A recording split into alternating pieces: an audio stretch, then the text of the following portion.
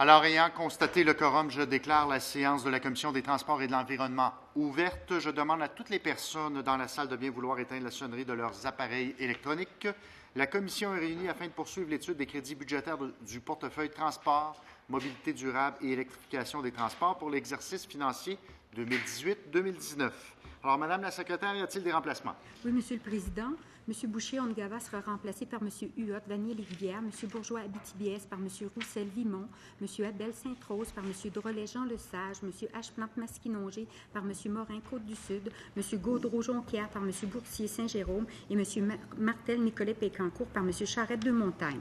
Merci, Madame la secrétaire. Alors, puisque nous débutons nos travaux à 11h08, si j'ai bien compris, nous allons reprendre 8 minutes ce soir, en soirée.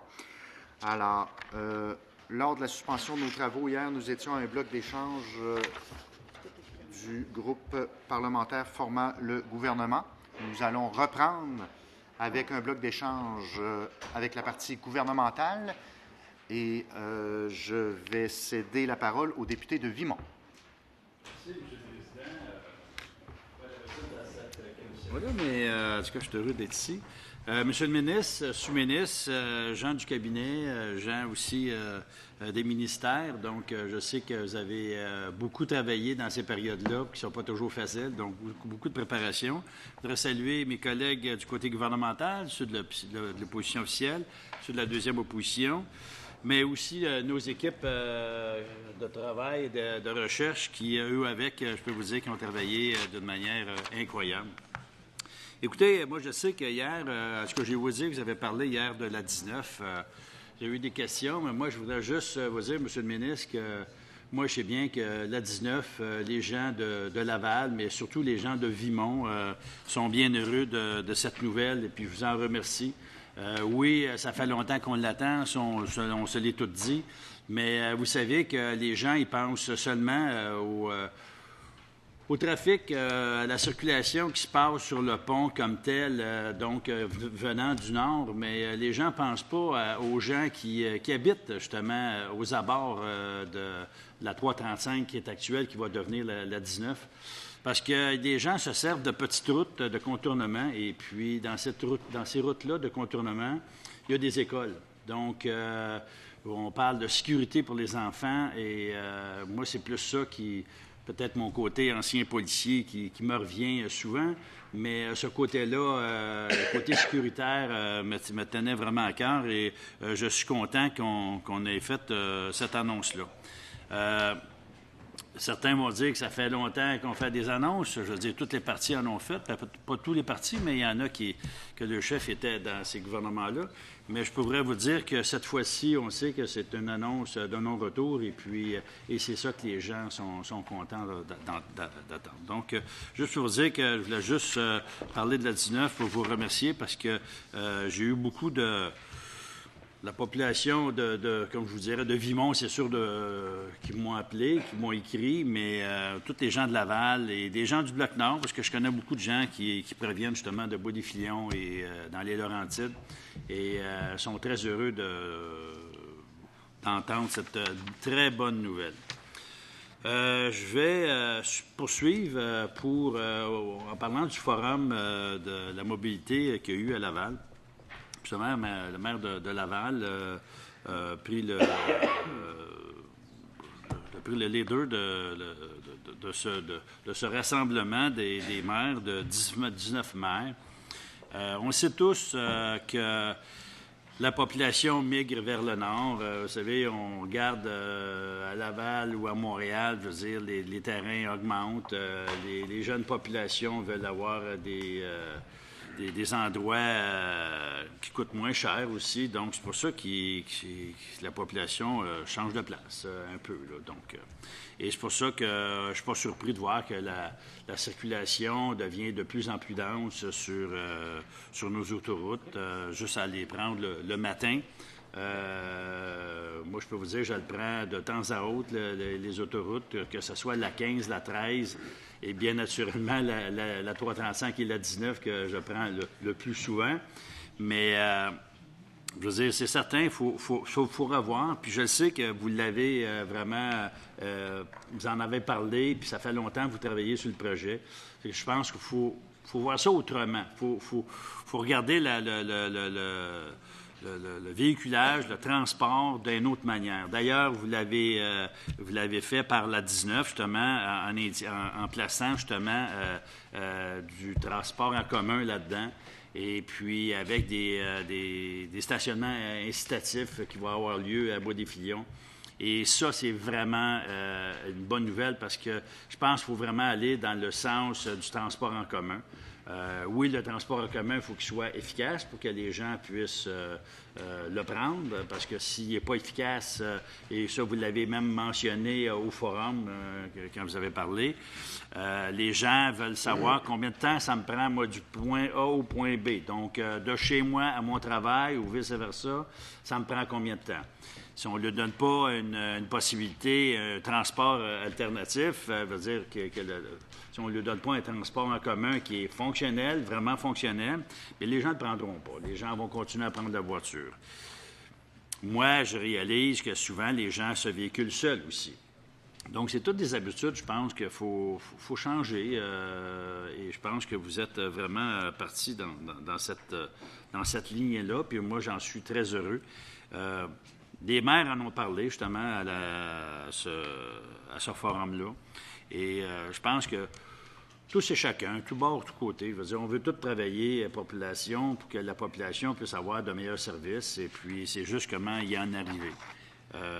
Donc, les déplacements, bien souvent, vont vers Montréal aussi, mais on l'a réalisé par le forum que le transport ne se fait pas nécessairement à Montréal. Le transport se fait aussi à Laval.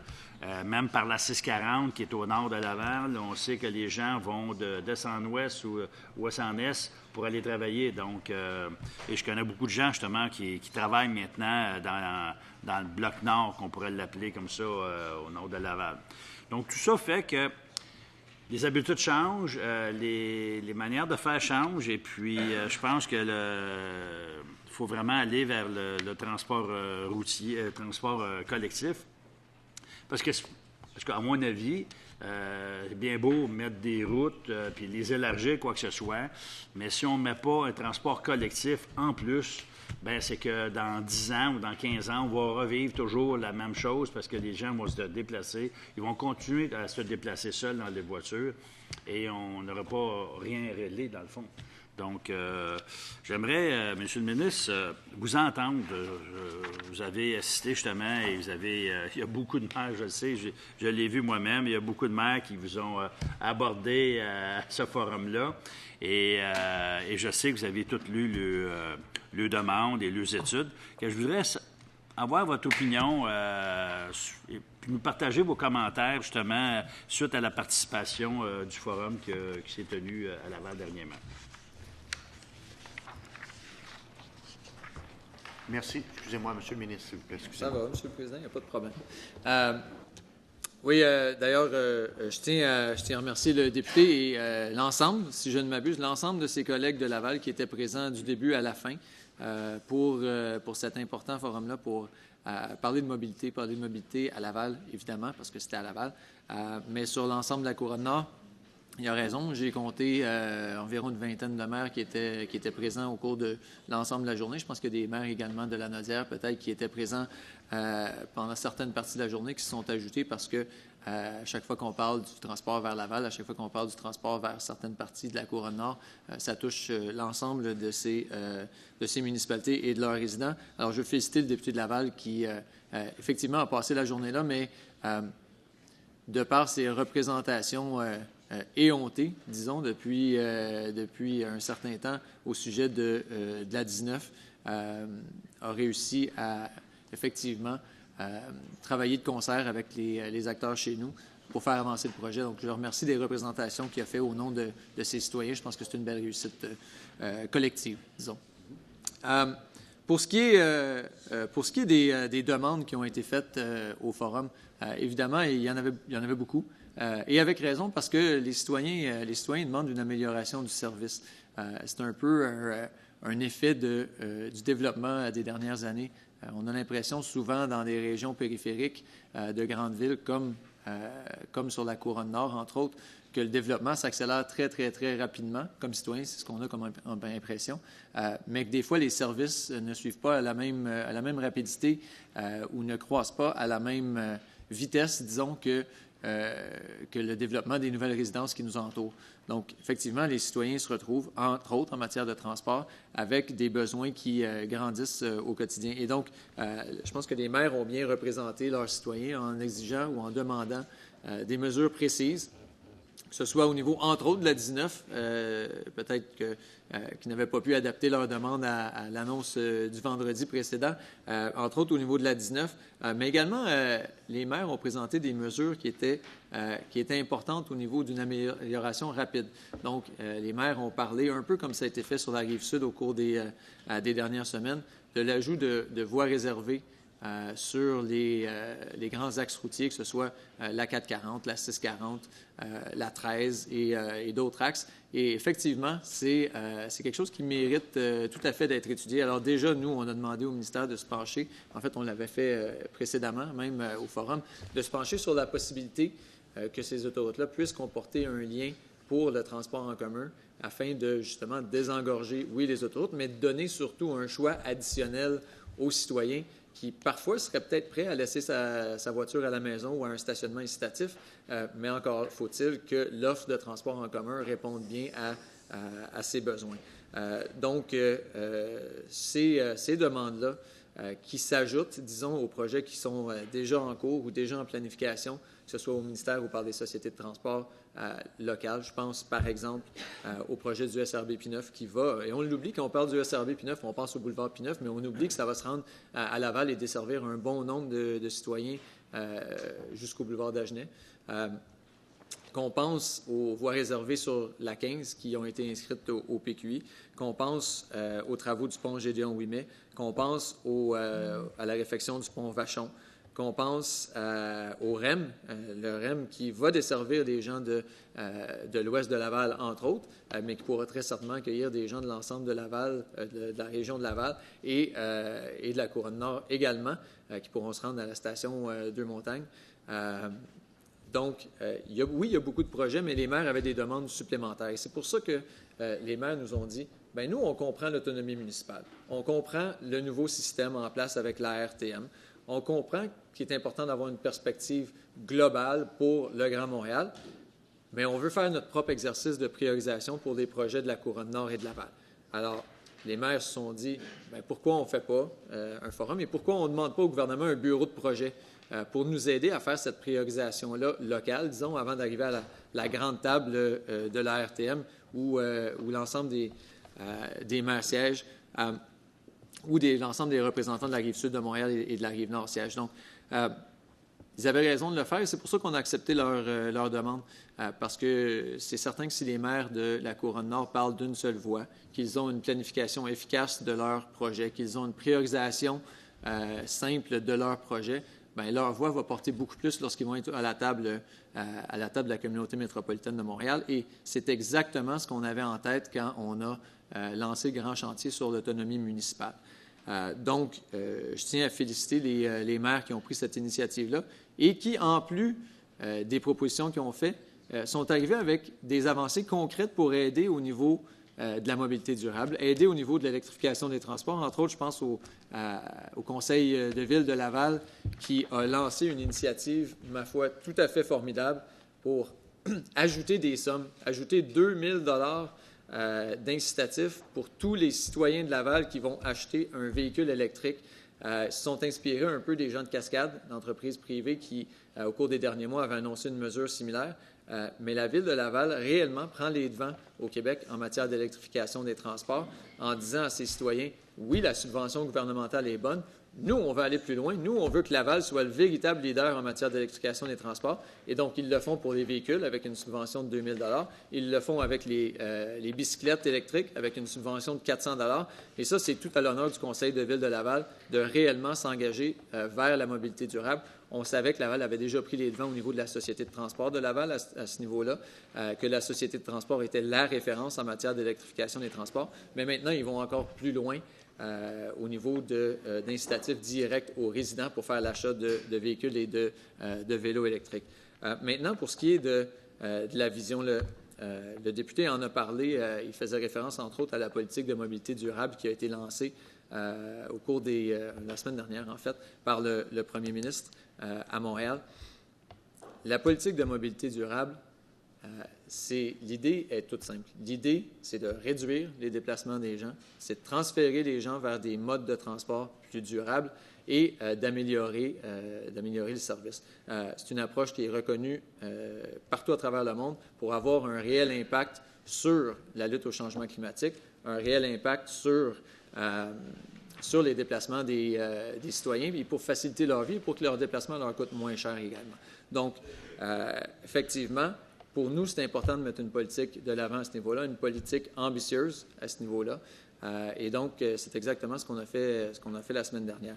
Maintenant, quand le député fait référence à rendre les gens directement à leur porte, quand on dit donner plus d'options aux citoyens, oui, on veut donner des options aux citoyens pour que son auto, utilisée dans un contexte où il est seul, ne soit pas la seule option à sa disposition. Et comment on fait ça? Bien, il faut que l'offre de service soit abordable, l'offre de service soit simple à utiliser, soit confortable et soit rapide. Parce que si le trajet prend 20 minutes, 30 minutes de plus, bien, le citoyen risque de continuer à prendre sa voiture. Et si le citoyen se dit, bien, je suis obligé d'attendre 20 minutes dehors pour un autobus, à moins 30 l'hiver, il va continuer de prendre sa voiture. Donc, comment on fait pour, oui, donner des choix additionnels aux citoyens, mais donner des choix qui sont réellement bénéfiques à sa vie de tous les jours, à sa qualité de vie. Donc, il faut donner des choix qui permettent aux citoyens réellement de gagner du temps et de gagner de l'argent. Donc, c'est exactement ce qu'on a fait. Ce qu'on a dit, dans le fond, c'est, oui, on peut regarder les grands projets de transport en commun. Oui, on va regarder les grands projets de transport en commun. C'est pour ça qu'on a lancé déjà les travaux du REM. C'est pour ça que déjà, on a confirmé la ligne bleue. C'est pour ça qu'ici, on a travaillé avec les gens du RTC pour avoir un projet porteur pour la capitale. Mais encore faut-il aller plus loin pour simplifier la vie des gens. Est-ce qu'on peut travailler avec les grandes industries pour dire, est-ce que tout le monde a besoin de commencer à 8 heures le matin? Est-ce que peut-être, un peu comme l'Université Laval l'a fait au cours des dernières semaines, est-ce qu'on peut regarder à étaler dans le temps l'horaire auquel les gens commencent? C'est évident que s'il y a des gens qui commencent à 6h30, à 7h, à 8h, à 9h puis à 10h, il va y avoir moins de congestion sur les routes. Donc, on va travailler avec les grands industriels, les grands employeurs au Québec pour réellement améliorer la situation par rapport à ce qu'elle est présentement. En même temps, quand on parle de transport en commun, il faut regarder ce qui se fait de mieux, il faut regarder les nouvelles alternatives. Et je sais que le député de Deux-Montagnes est tout à fait au courant de ça. Lui-même a fait des propositions, entre autres avec des nouvelles plateformes technologiques pour améliorer la situation. Et il avait raison de le faire. Il faut donner des options qui, aujourd'hui, sont à portée de main. La technologie nous permet réellement d'offrir ces options-là aux citoyens, mais qui vont changer, la réalité des sociétés de transport, qui dépensent beaucoup trop d'argent à embaucher des chauffeurs, à acheter des autobus, pour des autobus qui souvent se retrouvent dans les quartiers résidentiels, où moi j'ai des jeunes enfants, j'aime mieux pas avoir d'autobus de 40 pieds qui se promènent sur ma rue résidentielle. Mais en même temps, je veux qu'il y ait une offre de transport en commun. Mais est-ce que ça a besoin d'être un autobus qui est à moitié vide tout le temps pour desservir un quartier complet? Non. Est-ce qu'on peut regarder le transport à la demande? Est-ce qu'on peut se pencher avec les sociétés de transport, avec les villes, sur comment on organise le transport à la demande, par exemple, pour que le citoyen qui débarque à la station, disons, finale du SRB P9, puisse trouver un moyen rapide de se déplacer vers sa résidence. Aujourd'hui, on a toutes les ressources pour arriver au Québec à une solution simple à utiliser pour ce citoyen-là qui ne demande que ça. Le citoyen ne demande qu'à dire son information à la société de transport, c'est-à-dire, je vais partir à 4 heures du centre-ville, à 4h20, je vais être dans le SRB P9, à 4h35, je vais être rendu à la station Cartier, disons, et à la station Cartier, bien, je m'en vais sur la rue Jean-Lesage, disons. Alors, comment le citoyen peut informer la société de transport de son besoin et comment la société de transport peut y répondre de façon efficace, simple et rapide pour le citoyen. Parce qu'il n'y a aucune raison aujourd'hui qu'on ne soit pas en mesure de, donner cette information, mais que les sociétés de transport ne soient pas en mesure de trouver d'autres citoyens qui font exactement le même trajet. Moi-même, quand je prenais l'autobus, il n'y a pas très longtemps, je voyais souvent mes voisins qui étaient autour de moi. Puis je me disais, bien, ça serait-tu le fun si, justement, il y avait une option pour faire le dernier kilomètre? Hein? Pourquoi est-ce qu'on est obligé d'attendre l'autobus local quand on s'en va tous à la même place, on est tous partis de la même place? C'est exactement ce sur quoi les sociétés de transport sont prêtes à se pencher, ce sur quoi ils ont déjà commencé à travailler. Et honnêtement, il me semble qu'en 2018, on est rendu là au Québec. Merci beaucoup, Monsieur le ministre. Alors, je sais que le député me regarde du coin de l'œil, mais malheureusement, il ne reste plus de temps pour le bloc d'échange avec la partie gouvernementale. Nous allons débuter un autre bloc d'échange avec le deuxième groupe d'opposition et le député de Deux-Montagnes. Gentil Monsieur le Président, vous me connaissez comme une personne sensible. Je dois vous avouer que j'ai très mal dormi cette nuit pour une raison fort simple. On s'est laissé hier avec les reproches et de l'opposition officielle et du gouvernement qui semblait s'inquiéter de notre absence d'intérêt pour le transport collectif. Donc, je voudrais les rassurer. Déjà, d'entrée de jeu, on a, dès le départ, d'ailleurs, supporté le projet de REM, qui est un beau projet structurant pour la région de Montréal. On a donné également notre appui au projet structurant proposé par la Ville de Québec. Le ministre vient tout juste de le mentionner. On a aussi lancé quelques idées pour multiplier l'offre de transport innovant à travers des plateformes. Donc, je voulais rassurer et mon collègue de l'opposition et du gouvernement que nous avons beaucoup d'intérêt pour ces questions. Sinon, revenir sur les éléments qu'on a mentionnés hier, on n'a malheureusement pas eu le temps de compléter les échanges sur la 19, sur la 13 notamment. On s'était laissé, en parlant de la 13, voir où on en était, dans quelle mesure c'est un dossier qui semblait pertinent aux yeux du ministère. Donc, comment répondre aux gens de la région? Est-ce que la 13 fait effectivement partie des intentions du ministère? Je regardais, je suis sur le site du ministère des Transports. Il n'y a pas d'historique ou il n'y a pas d'avancée notable. Bref, où en sommes-nous à travers ce projet-là de l'autoroute 13? Merci, M. le député. M. le ministre. Merci, M. le Président. J'ai manqué le tout début de l'intervention du député. Alors, je ne sais pas si c'est lui qui a mal dormi ou s'il pense que nous, on a mal dormi par rapport à sa question. S'il a mal dormi, je m'en excuse. C'était de loin certainement pas notre intention. Mais je pense qu'il y a des citoyens du Québec qui ont très mal dormi également, M. le Président, parce qu'ils ont entendu notre échange. Et ils se sont dit, effectivement, la CAQ veut ajouter un projet au plan québécois des infrastructures, et je le vois feuilleter le plan québécois des infrastructures, mais ils ne nous disent pas ce qu'ils veulent enlever du plan québécois des infrastructures. Monsieur le Président, le PQI, il est plein. Il est absolument plein, le PQI. Alors, s'il veut ajouter un projet, s'il veut ajouter le projet de l'autoroute 13, il faut qu'il nous dise qu'est-ce qu'il va enlever. Est-ce qu'il va enlever le réaménagement de la 185 dans le Bas-Saint-Laurent? Est-ce qu'il va enlever l'élargissement de l'autoroute Henri IV? Je doute qu'il en ait parlé à son collègue de la Pelletrie. Est-ce qu'il va enlever le prolongement de la 35 jusqu'aux États-Unis, à partir de Saint-Jean-sur-Richelieu? Est-ce qu'il va enlever le prolongement de la 19, peut-être? Pourtant, lui qui a milité même hier sur le prolongement de la 19. En fait, M. le Président, la réponse, c'est je pense qu'il n'est pas prêt à enlever aucun de ces projets-là. Je pense que ce qu'il aimerait réellement examiner, c'est des projets de transport en commun. Parce que vous le savez, M. le Président, la Coalition Avenir Québec, oui, peut-être dit publiquement qu'elle appuie certains projets de transport en commun, comme le REM. Peut-être qu'elle dit publiquement, après quelques jours de réflexion, bien sûr, qu'elle appuie certains projets de transport en commun, comme le réseau structurant à Québec. Mais réellement, il y a beaucoup de projets inscrits ici, dans le plan québécois des infrastructures, pour lesquels il faut se poser des réelles questions sur la volonté de la Coalition Avenir Québec de les garder inscrits au plan québécois des infrastructures. Monsieur le ministre, par principe d'équité, là, alors, pour la longueur de la discussion, Monsieur le député de Deux-Montagnes. Je comprends que le PQI ne peut pas être extensible à l'infini, mais pourquoi, dans ce cas, comme gouvernement, comme formation politique, avoir fait de nouveaux engagements? Je vous le mentionnais, la 13, oui, c'est un enjeu qui est réitéré depuis des décennies, mais dans le cas de la 19, on l'a mentionné, annonces multiples. Vous avez vous-même parlé de la 35. Moi, je peux vous rappeler et vous citer votre chef, le premier ministre du Québec, à la dernière élection, donc en 2014, main sur le cœur, pas, on va y réfléchir main sur le cœur. La 35 devait être complétée à l'intérieur d'un mandat. Donc oui, il y a une petite portion qui a été complétée pour octobre 2014, mais depuis rien. Donc ce sera malheureusement pour vous, pas pour nous, ce sera malheureusement pour vous une autre promesse rompue. Si vous le souhaitez, je peux reprendre textuellement les mots de votre premier ministre. Donc encore une fois, vous promettez, mais vous ne livrez pas.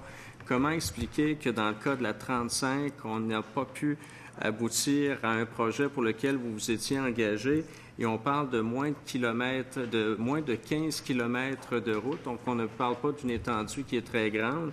Et autant pour la rive sud de Montréal que pour le nord des États-Unis, c'est un axe qui est attendu avec un potentiel de développement économique formidable. Mais c'est votre engagement qui, encore une fois, malheureusement, n'a pas eu de suite. Depuis octobre 2014, on en est au même point pour ce qui est de l'autoroute 35. Merci, M. le ministre. Oui, merci, M. le Président. Je comprends que les citoyens du Québec, dans plusieurs régions, vont continuer de mal dormir encore ce soir parce que le député n'a donné aucune réponse à savoir quel projet il enlèverait du plan québécois des infrastructures. Il nous dit, M. le Président, Juste pour préciser, vous allez pouvoir m'éclairer peut-être qui est au gouvernement présentement. Est-ce que c'est la Coalition Avenir Québec ou le Parti libéral? Je pense que donc, je voudrais bien répondre aux questions de monsieur, mais actuellement, nous sommes en crédit du gouvernement, donc j'aimerais bien qu'il se contente de son... On va suivre les règles. Alors, effectivement, l'opposition pose les questions et le gouvernement donne les réponses. Alors, à la question du député de Deux-Montagnes, Monsieur le ministre. Oui, effectivement, l'opposition, telle que choisie par les citoyens du Québec, pose des questions. Le gouvernement, tel que choisi par les citoyens du Québec, répond aux questions. Malheureusement, les citoyens du Québec, effectivement, vont continuer de se poser des questions sur le plan de la Coalition Avenir Québec. Il n'a toujours pas de réponse. Le député me dit dans sa question, dans son préambule à sa question, il me dit « Non, on ne veut pas étirer le plan québécois des infrastructures à l'infini. » Il a raison de dire ça. Monsieur le député, je vous cite dans votre préambule à la question. Alors, je crois que je suis tout à fait dans mes droits en ce moment. Il nous dit, non, on ne peut pas étirer le plan québécois des infrastructures à l'infini. Mais en même temps, il ne peut pas ajouter un seul projet en ce moment dans le plan québécois des infrastructures. Et il y a 2 nouveaux projets qui ont été ajoutés pour sa région, pour les Laurentides. Alors, s'il veut en ajouter un 3e, il faut qu'il dise lequel des 2 autres il veut enlever. Est-ce qu'il s'agit du projet de la 15, des voies réservées?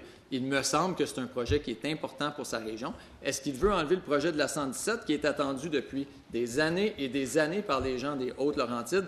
Ça ne me semble pas approprié, M. le Président. Merci, M. le ministre. Monsieur le député, 13 minutes. C'est là où il y a peut-être confusion des rôles. Je vous ramène à vos propres engagements et vous ramenez ça à la position de la Coalition Avenir Québec. C'est le Parti libéral qui, au moment de l'élection 2014, a pris cet engagement précis pour la 35. Donc, ramenez-nous pas à nos propres positions. C'est votre engagement à vous. Donc, ma question, elle est bien simple. Pourquoi promettre quelque chose lorsque vous n'avez pas ensuite l'intention de livrer? Et démonstration à l'appui, depuis octobre 2014, il n'y a pas eu d'avancée sur ce tronçon-là que vous avez promis. On parle de 15 kilomètres uniquement qui nous donne une nouvelle porte d'entrée sur les États-Unis. Donc, pourquoi promettre quelque chose lorsque vous n'avez pas l'intention de le livrer? Là, en fait, on inverse les rôles. Vous me dites qu'est-ce que nous, on retirait du PQI, mais c'est vous qui l'avez mis au PQI, c'est vous qui l'avez promis en campagne électorale et c'est vous qui ne le livrez pas actuellement. Merci, M. le député. Monsieur le ministre. Merci, M. le Président. Le député dit qu'on inverse les rôles, mais M. le Président, tout parti ici se doit d'avoir des programmes qui sont cohérents et qui se respectent. On ne peut pas mettre plus de projets à l'intérieur du plan québécois des infrastructures qu'il ne peut en accueillir. Vous savez ce qui arrive quand on fait ça, M. le Président? Quand on met trop de projets à l'intérieur du PQI, quand on n'est pas prêt à prendre des choix, quand on n'est pas prêt à retirer certains projets pour en ajouter d'autres, bien, la vérificatrice générale nous dit « Un instant, ça ne marche pas, votre affaire ». Et les agences de crédit vont nous dire « Ah, je ne pense pas que vous allez pouvoir conserver votre code AAA ». C'est ça qui va arriver au Québec si on ne prend pas des décisions comme celle que le député de Deux-Montagnes semble incapable de prendre en ce moment. Mais, M. le Président, pour le dossier de la 35, j'arrive à la fin de sa question. Je réponds au préambule, mais je vais répondre à la fin également. Pour le dossier de la 35, il y a un engagement clair de la part du gouvernement de compléter la 35. Cet engagement-là a toujours été clair. Maintenant, le projet, comme tous les autres grands projets, doit passer par certaines étapes. D'ailleurs, j'ai eu l'occasion de discuter moi-même, pas plus tard que la semaine dernière, avec le secrétaire au transport du Vermont, qui attend ce projet-là avec grand intérêt et avec raison. C'est un lien important, un lien routier important entre notre province et leur État, et nous sommes leur plus grand partenaire économique. Donc, il a tout intérêt à voir ce projet-là complété, et on le comprend. Et on a réitéré avec lui, comme on le fait aujourd'hui, toute l'importance de ce projet-là et de notre volonté de procéder rapidement. Merci, M. le ministre. Monsieur le député. Je comprends un petit peu plus la logique du gouvernement. Le ministre nous dit, pour ajouter un élément au PQI, il faut en enlever un. Essentiellement, c'est ce qu'il nous a mentionné. Donc, je comprends que la décision du gouvernement qui l'aura justifiée, c'est que pour le mandat 2014-2018, il a décidé de retirer la 35 de son plan de match parce qu'il n'y a eu aucune avancée. On a une bonne collaboration généralement et je vais poursuivre dans cette voie-là. Pour cette raison, je ne citerai pas l'engagement du premier ministre mot pour mot, mais je vous dis que c'est un engagement qui était ferme. En 2014, réalisation complétée pour le présent mandat. Le ministre nous parle de grands projets. Moi, je lui parle de 15 km. Donc, ce qui est dommage, c'est qu'on a beaucoup d'engagements qui sont pris de la part du gouvernement, du Parti libéral, et en bout de ligne, la réalisation, elle est quasi nulle. Je vais vous ramener un petit peu sur la 19. On est tous contents de cette annonce-là. On l'a réitéré, par contre, on ne les compte plus, les annonces. Et quand je regarde sur le site du ministère des Transports, au niveau des projets routiers, lorsqu'on regarde au niveau de l'historique du projet, bon, on remonte dans les années 70, les années 90, 2000, entre les années 2013 et 2014, effectivement, il y a eu des études d'impact sur l'environnement, il y a eu le BAP, mais depuis 2014, selon, soit votre site n'est pas à jour, ou soit l'information que vous transmettez n'est pas exacte, mais depuis 2014, selon votre site Internet, il n'y a rien eu sur le tronçon proposé. Et encore une fois, la 19, et encore une fois, la dernière campagne électorale, ça devait être complété à travers le présent mandat. Donc, si votre site est à jour depuis 2014, malheureusement, il n'y a eu aucune avancée. Donc, 35, 19, 13, malheureusement, ce sont des engagements qui se sont multipliés, parfois répétés sur des décennies, mais qui n'ont aucune valeur parce qu'une fois un mandat terminé, c'est des projets qui sont au même point, pour tout dire. Merci, M. le ministre. Merci, M. le Président. Il y a plusieurs projets qui ont été mentionnés par le député. Je vais tenter de les prendre un à la fois pour répondre à sa question le plus directement possible, même si je ne crois pas qu'il y avait de questions au bout de son préambule.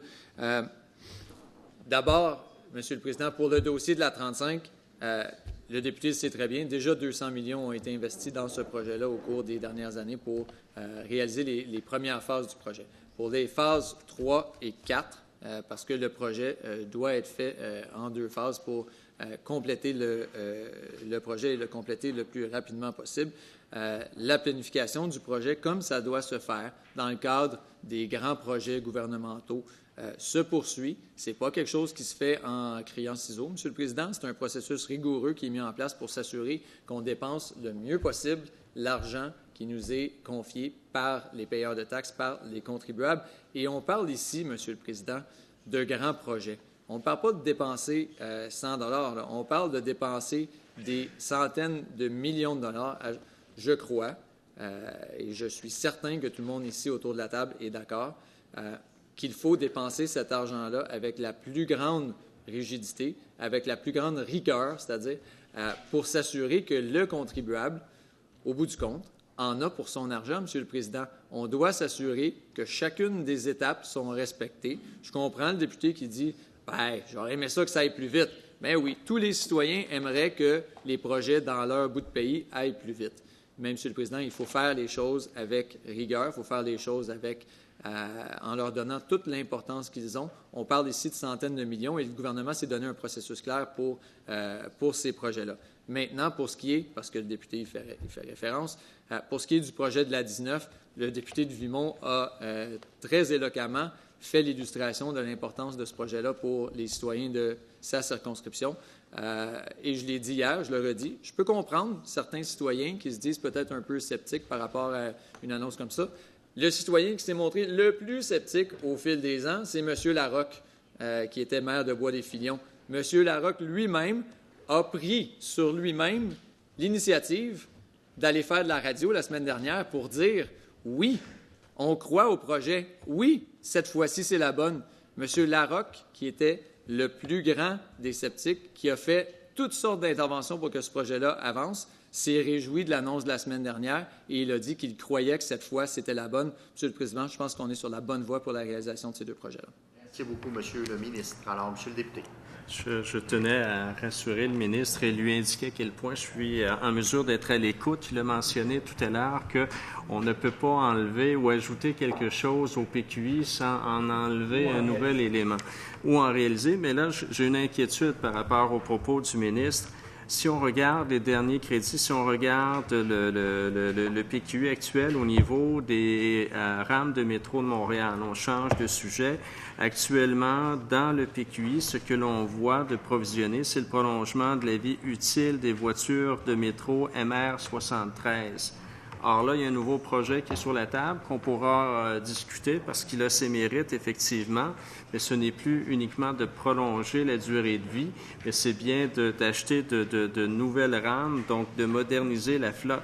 Donc, par rapport à ce qu'il me disait, il y a une inquiétude ou sinon une incohérence. Là, on va enlever quelque chose du PQI pour en ajouter de nouveau, c'est-à-dire de nouvelles rames. Cependant, ce n'est pas budgété.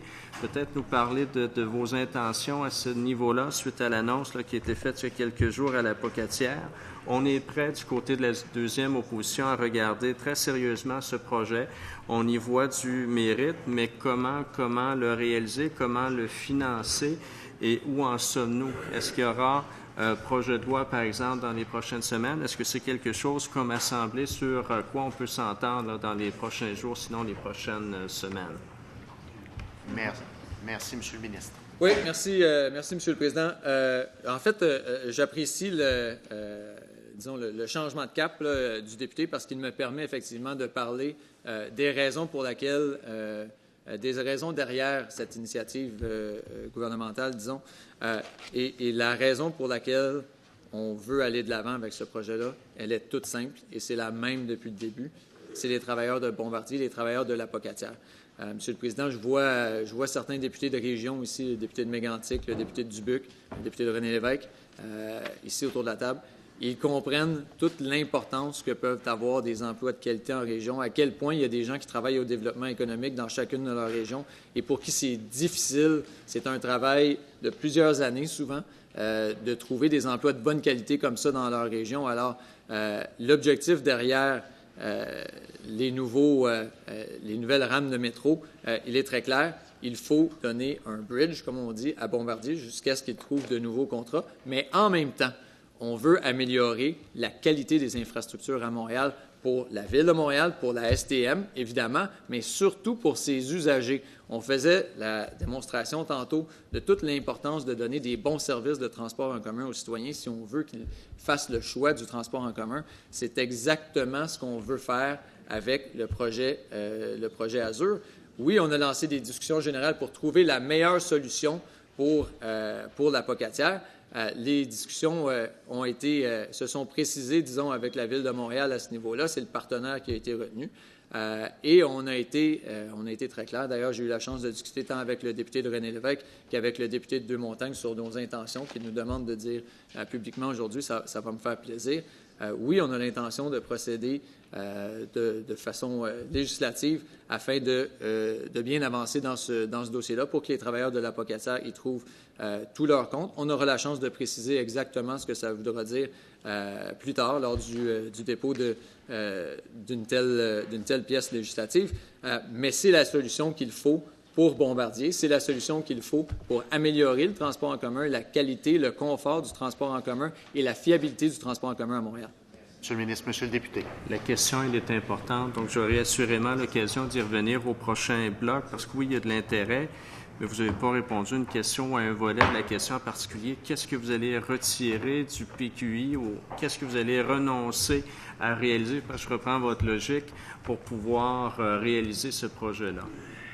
Merci, M. le député. Monsieur le ministre. Oui, très bien. Très bien. Je vais tenter de l'adresser le plus directement possible, la question du député. De toute évidence, Monsieur le Président, et il y a fait référence lui-même lors de sa question, déjà dans le plan québécois des infrastructures et déjà dans la planification de la Ville de Montréal, il y a des sommes qui sont réservées pour l'entretien au cours des prochaines années de ces rames de métro-là qui se font, Monsieur le Président, qui se font vieilles. On parle de remplacer des MR73. Et pour le nombre de rames de métro, pour le coût total du projet, on pourra très certainement y revenir. Et d'ailleurs, on est en discussion avec la Ville de Montréal à ce niveau-là. Mais il est certain que d'entretenir des rames de métro qui sont plus âgées que moi et probablement que le député de Deux-Montagnes également, ça comprend un coût important. Ça l'engendre des coûts importants, tant pour nous que pour la Société de transport de Montréal. Alors, oui, Monsieur le Président, il y aura une dépense additionnelle, mais oui, il y aura également des coûts qui seront épargnés. Merci beaucoup, Monsieur le ministre. Ceci met fin au bloc d'échange avec le deuxième groupe d'opposition. Nous allons procéder à un bloc d'échange avec la partie gouvernementale. Avec le député de Mégantic, la parole est à vous. Merci, Monsieur le Président. Je vous souhaite le bonjour. Merci. C'est la première fois que j'interviens dans cette commission pour les crédits. Donc, bonjour, Monsieur le ministre. Bonjour à toute l'équipe du gouvernement. Bonjour à mes collègues, ceux de l'opposition, la première, deuxième opposition. Donc, Monsieur le Président, je vais juste avoir une mise à jour. Ce matin, j'aurai une question pour le ministre sur la voie de contournement de la voie ferrée de Lac-Mégantic. Je pense que l'ensemble des gens, principalement ceux qui nous écoutent, surtout à Mégantic, comprennent très bien l'état de la situation, mais je pense que pour l'ensemble des gens ici, il faudra faire un retour puis expliquer un peu où on en est puis comment ça va. Je pense que tout le monde comprend bien que depuis l'incident de la tragédie du 6 juillet 2013, ce qui va faire très bientôt 5 ans depuis cette tragédie-là, qu'il y a eu très tôt, après les accidents, l'accident, la situation totale, des demandes de la part des citoyens sur l'exécution d'une voie de contournement pour sortir la voie ferrée du centre-ville de Lac-Mégantic. Donc, il demande que la voie soit démantelée et qu'une voie de contournement soit construite afin de prévenir une autre tragédie. Cette prise de position ferme est appuyée par la majorité des citoyens, inquiets qu'un nouvel accident ferroviaire ne se reproduise pas. Il faut bien comprendre que depuis ces 5 années, il s'est passé énormément de débats, énormément de discussions. Et avant d'expliquer un peu les étapes, il faut bien comprendre que l'ensemble du gouvernement et que moi, comme député, et que les discussions avec la Ville et les municipalités qui entourent la Ville de Mégantic, soit les municipalités, dans ce cas ici, de Nantes et de Frontenac, qui, elles, vont être les réceptrices de la voie de contournement, ne voient pas ça tout à fait du même œil que la position de Lac-Mégantic. Et je suis très sensible à ce débat-là, parce que le bonheur des uns fait le malheur des autres, sans être très mauvais, là. Mais les gens qui reçoivent cette voie ferrée-là aussi doivent être considérés dans l'ensemble du débat. Parce que eux, ils se sont installés là où il n'y avait pas de voie ferrée et soudainement, il leur apparaît une voie ferrée et ça ne fait pas le bonheur de tous. Donc, il y a quand même une sensibilité très, très grande et il y a aussi des plans de développement. Puis je dois le dire ainsi, il y a des plans de développement pour les 2 municipalités, soit celle de Nantes et de Frontenac, qui interfèrent avec ce tracé et nous devons, pour assurer le meilleur compromis possible, ajuster les différentes opportunités. Donc, il y a eu plusieurs étapes qui sont complétées et je vais passer à travers une partie de ces étapes-là pour expliquer un peu où on en est, comment ça fonctionne, pour après essayer de voir comment on va procéder dans le futur. Donc, il y a eu des étapes relatives à l'étude de faisabilité, donc la réalisation d'une voie qui contourne le centre-ville de Lac-Mégantic. Et il y a eu une étude d'opportunité de juin 2015 à avril 2016 qui est complétée. Et dans le cadre de cette étape-là, il y avait 4 différents scénarios qui ont été analysés, soit un statu quo amélioré, ainsi que 3 tracés ferroviaires qui contournaient la ville, le centre-ville de Lac-Mégantic. Je dois dire que le statu quo amélioré, pour les gens qui ne sont pas familiers, incluait 2 éléments. Un qui était la voie exactement comme elle est, et une voie qu'on appelle un statu quo amélioré qui comportait des murs de béton, puis certains éléments de renforcement pour éviter des éléments d'accident dans le futur. Malheureusement, je sais pas tout le monde qui est très intéressé à voir des grands murs de béton très épais, très forts pour protéger la population, et ça dénature passablement un environnement de centre-ville. Donc, celui-là a été rejeté très rapidement parce qu'il était définitivement le moins coûteux, mais il était difficilement acceptable socialement. Donc, au final, cette étape nous a permis de retenir le corridor ferroviaire qui était externe à celui du centre-ville de Mégantic. À l'étape 2, nous avons passé à un avant-projet préliminaire de mai 2016 à juillet 2017. Et ce projet nous a permis de concevoir, comparer quantitativement et qualitativement 3 variantes à l'intérieur du corridor ferroviaire. Dans le cadre d'une étude de phase 1, puis une variante de phase 2, estimée à 133 millions, qui s'est démarquée dans le contexte de l'analyse comparative. Cette analyse, celle-ci a été recommandée et acceptée par la Ville de Lac-Mégantic pour l'étude de faisabilité et pour la réalisation de la voie de contournement. Naturellement, à cette étape ici, je dois dire que la dynamique dans le milieu, Monsieur le Président, c'est très important de le réaliser parce que on a eu un petit peu de problème de communication. Et je m'explique, c'est que la municipalité, la Ville de Lac-Mégantic, dont le conseil était finalement le maître d'œuvre dans cette étude de l'étape 2 via un consultant, avait un peu de situation de communication avec les 2 autres municipalités. Et ça créait des confusions à travers la discussion entre les gens des différentes municipalités, etc.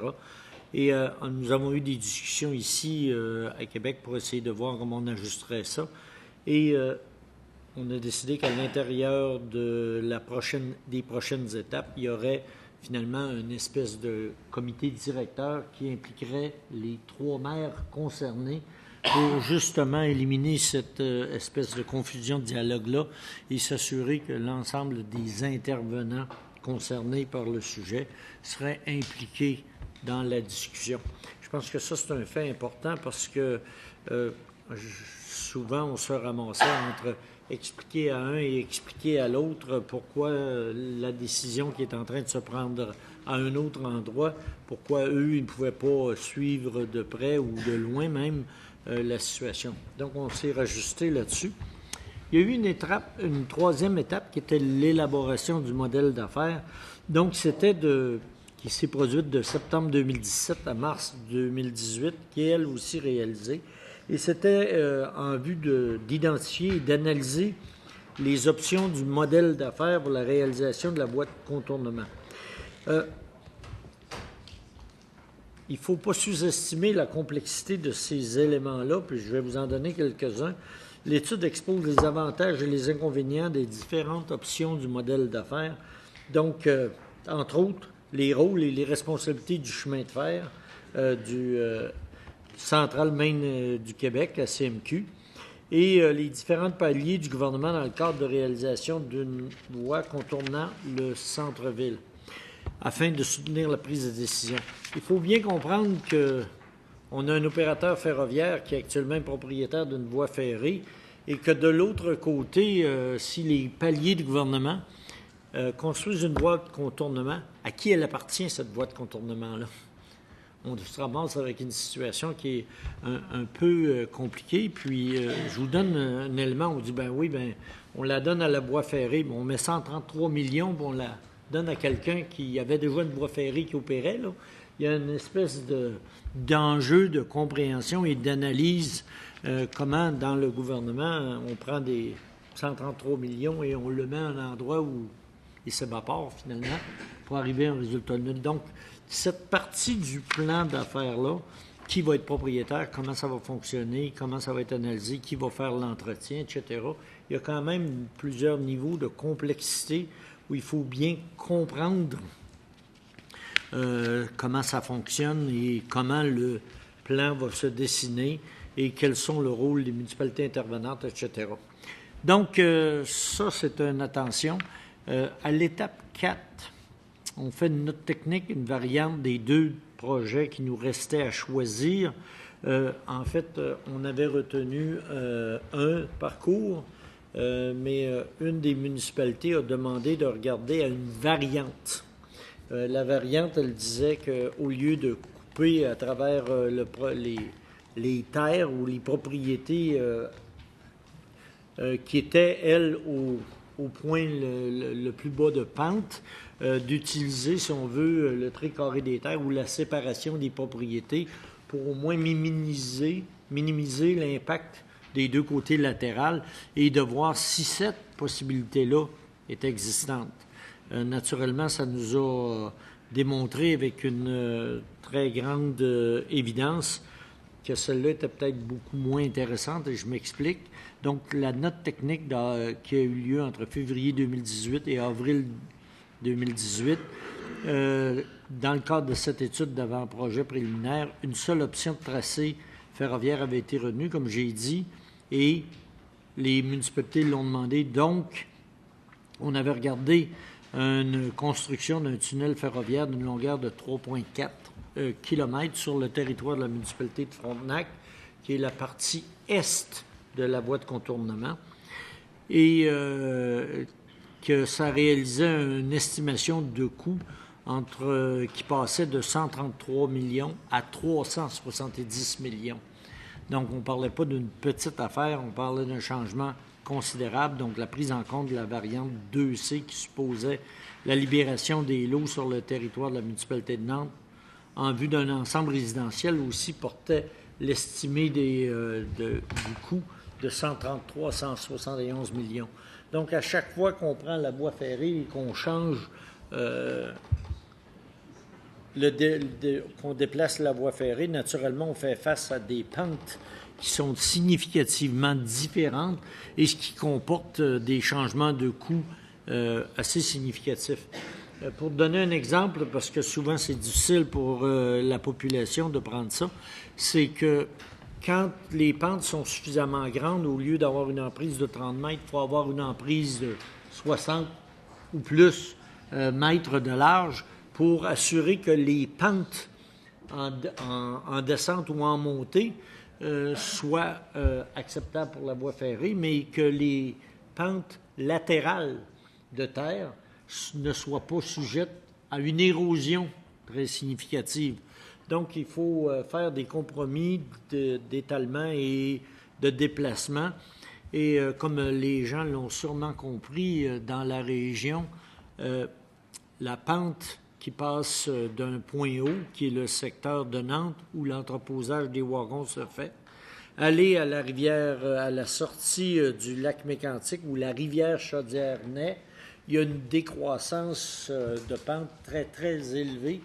On passe de typiquement 522 mètres à peu près 380 mètres, et ce qui avait permis naturellement aux wagons de partir et de descendre dans le centre-ville de Lac-Mécantic. Donc, cette situation-là, on voudrait éviter de la reproduire. Et pour ce faire, il faut trouver le meilleur parcours possible. Donc, Actuellement, en janvier 2018, le cabinet du ministre du Transport, M. Garneau, a publié un communiqué qui annonçait finalement que le gouvernement fédéral contribuera pour un montant substantiel à la construction d'une voie ferrée contournant le centre-ville de Mégantic. C'est pour ceux qui se souviennent, en printemps 2017, nous avions eu une rencontre avec le premier ministre et le maire de Lac-Mégantic au sujet de cette voie. Et le premier ministre avait clairement évoqué le fait que la juridiction des voies ferrées au Canada, c'est une responsabilité fédérale. Et pour ce faire, le gouvernement canadien devrait être le principal payeur dans l'élaboration de ce projet-là. Et entre le printemps 2017 et le printemps 2018, eh bien, finalement, on entend que le ministre des Transports fédéral acquiesce à finalement la demande du premier ministre, qui est que le gouvernement fédéral paie la majeure partie de la contribution pour la voie de contournement. Donc, le 23 mars 2018, le premier ministre du Canada, M. Justin Trudeau, a annoncé que le gouvernement fédéral s'engageait à ce que la voie de contournement de Lac-Mégantic soit aménagée. Donc, c'est un peu le tableau large. On pourrait faire une grande thèse d'élaboration sur l'ensemble des internes de tout ça, là, mais je pense que ça, c'est un peu plus la politique locale et des facteurs qui ne sont pas aussi captivants, je dirais, dans le cadre d'un crédit de budget. Mais moi, je pourrais vous en conter des histoires fascinantes et intéressantes, et avec une population qui est dans un état pas toujours, pas toujours facile. Parce que émotionnellement, ces gens-là ont été brisés, ils ont été vraiment frappés. Il y a eu plusieurs décès. L'ensemble de la communauté a été frappée par ces gens qui ont été finalement tués dans l'accident. Donc, cette fragilité-là, M. le Président, à chaque fois qu'on s'embarque dans cette discussion-là, ça devient une situation psychologiquement difficile pour l'ensemble de mes citoyens. Et j'ai appris très rapidement que l'empathie et l'attention à présenter ces sujets-là, et d'ailleurs, à quelques reprises, j'ai eu des débats sur est-ce qu'on devrait parler encore de ça, est-ce qu'on devrait remettre ça encore sur la table, dans le sens qu'à chaque fois qu'on brasse le jeu de cartes, il y a une espèce de partie émotionnelle qui éclate à chaque fois. Donc, les faits saillants, c'est qu'on a un maintien de la prise de position de la ville de Mégantic pour avoir une voie de contournement. Il y a l'inquiétude des citoyens face à l'état actuel de CMQ, qui est la compagnie ferroviaire, et un chemin de fer de compétence fédérale. Il y a un mécontentement, ainsi le fait que ça fait maintenant 5 ans et on n'a pas encore de chantier puis de pelles qui ont commencé à creuser, et on se demande quand ça va arriver. Je pense que une fois qu'on va commencer à exécuter des tâches physiquement dans le champ, ça va rassurer encore là les gens, parce que là, les engagements précis ne sont pas encore déclarés. OK, donc tant et aussi longtemps qu'on ne sera pas engagé là-dedans, et que finalement, la difficulté d'obtenir un consensus entre les municipalités inquiète aussi la population. Donc, pour moi, la prise de position du gouvernement du Québec est de retenir la variante 2, estimée à 133 millions, et à la suite de consultations publiques sur l'acceptabilité sociale, M. le Président, par le Bureau d'audience publique, le constat avait été que le milieu devait, autant que possible, faire consensus quant au tracé final. Donc, maintenant, il reste plusieurs actions à venir, et pour moi, M. le ministre, est-ce qu'il serait possible que vous nous expliquiez quelles sont les prochaines étapes dans ce dossier? Merci beaucoup, Monsieur le député. Monsieur le ministre, il vous reste 1 minute 40 secondes. Oui, très rapidement, Monsieur le Président, je veux juste remercier le député de Mégantic, non pas pour l'intervention nécessairement qu'il vient de faire, mais pour l'ensemble des interventions qu'il a fait au cours des dernières années depuis la terrible tragédie de Lac-Mégantic. Je pense que c'est un événement marquant pour le Québec. On va tous se souvenir d'où on était quand on a entendu la nouvelle de Lac-Mégantic. Et on ne peut pas s'imaginer, Monsieur le Président, tout le drame que ça peut causer pour une communauté, pour des gens qui sont tissés serrés dans des petits milieux comme ça. Tout le monde connaît très certainement une victime, 2 victimes, plusieurs victimes de la tragédie. Et ça, je me souviens pour avoir vu le député de Mégantic en parler lors de l'accident. Je pense qu'on s'est rendu compte à quel point c'était difficile pour tous les gens de Mégantic.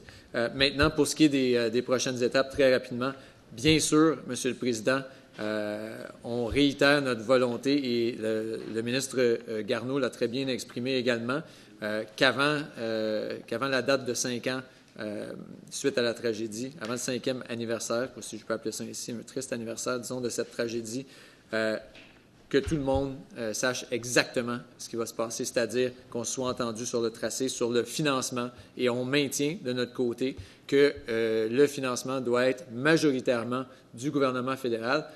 C'est une condition essentielle de notre côté et je pense que le gouvernement fédéral comprend bien la position du gouvernement du Québec à ce niveau-là. On l'a dit à maintes reprises, mais d'abord et avant tout, Monsieur le Président, il faut trouver une solution pour les gens de Mégantic. Il faut la mettre sur la table. Il faut que les gens sachent, le député a raison de le dire, une fois que les travaux vont être lancés, ça va être plus concret et ça va pouvoir réellement permettre aux gens de Mégantic de passer à la suite des choses. Mais d'ici là, il faut leur dire exactement ce qui va se passer. Et c'est un engagement, tant de notre côté que du côté du gouvernement fédéral, d'expliquer à la population exactement quelles sont les prochaines étapes, à quelle date les travaux vont pouvoir commencer également. Bien évidemment, vous savez que le maître d'œuvre du projet, ça va demeurer le gouvernement fédéral parce qu'on parle d'un projet ferroviaire. Donc, le maître d'œuvre derrière tout ça sera le gouvernement fédéral et non le gouvernement du Québec. Mais il y aura évidemment plusieurs choses qui devront être prises en considération pour lancer les travaux, entre autres le processus d'expropriation qui sera certainement nécessaire à la construction de la prochaine voie ferrée, Monsieur le Président. Merci beaucoup, Monsieur le ministre. Ceci met fin au bloc d'échange avec la partie gouvernementale. Nous allons procéder à un autre bloc d'échange avec l'opposition officielle et le député de René Lévesque. La parole est à vous. Merci beaucoup, Monsieur le Président.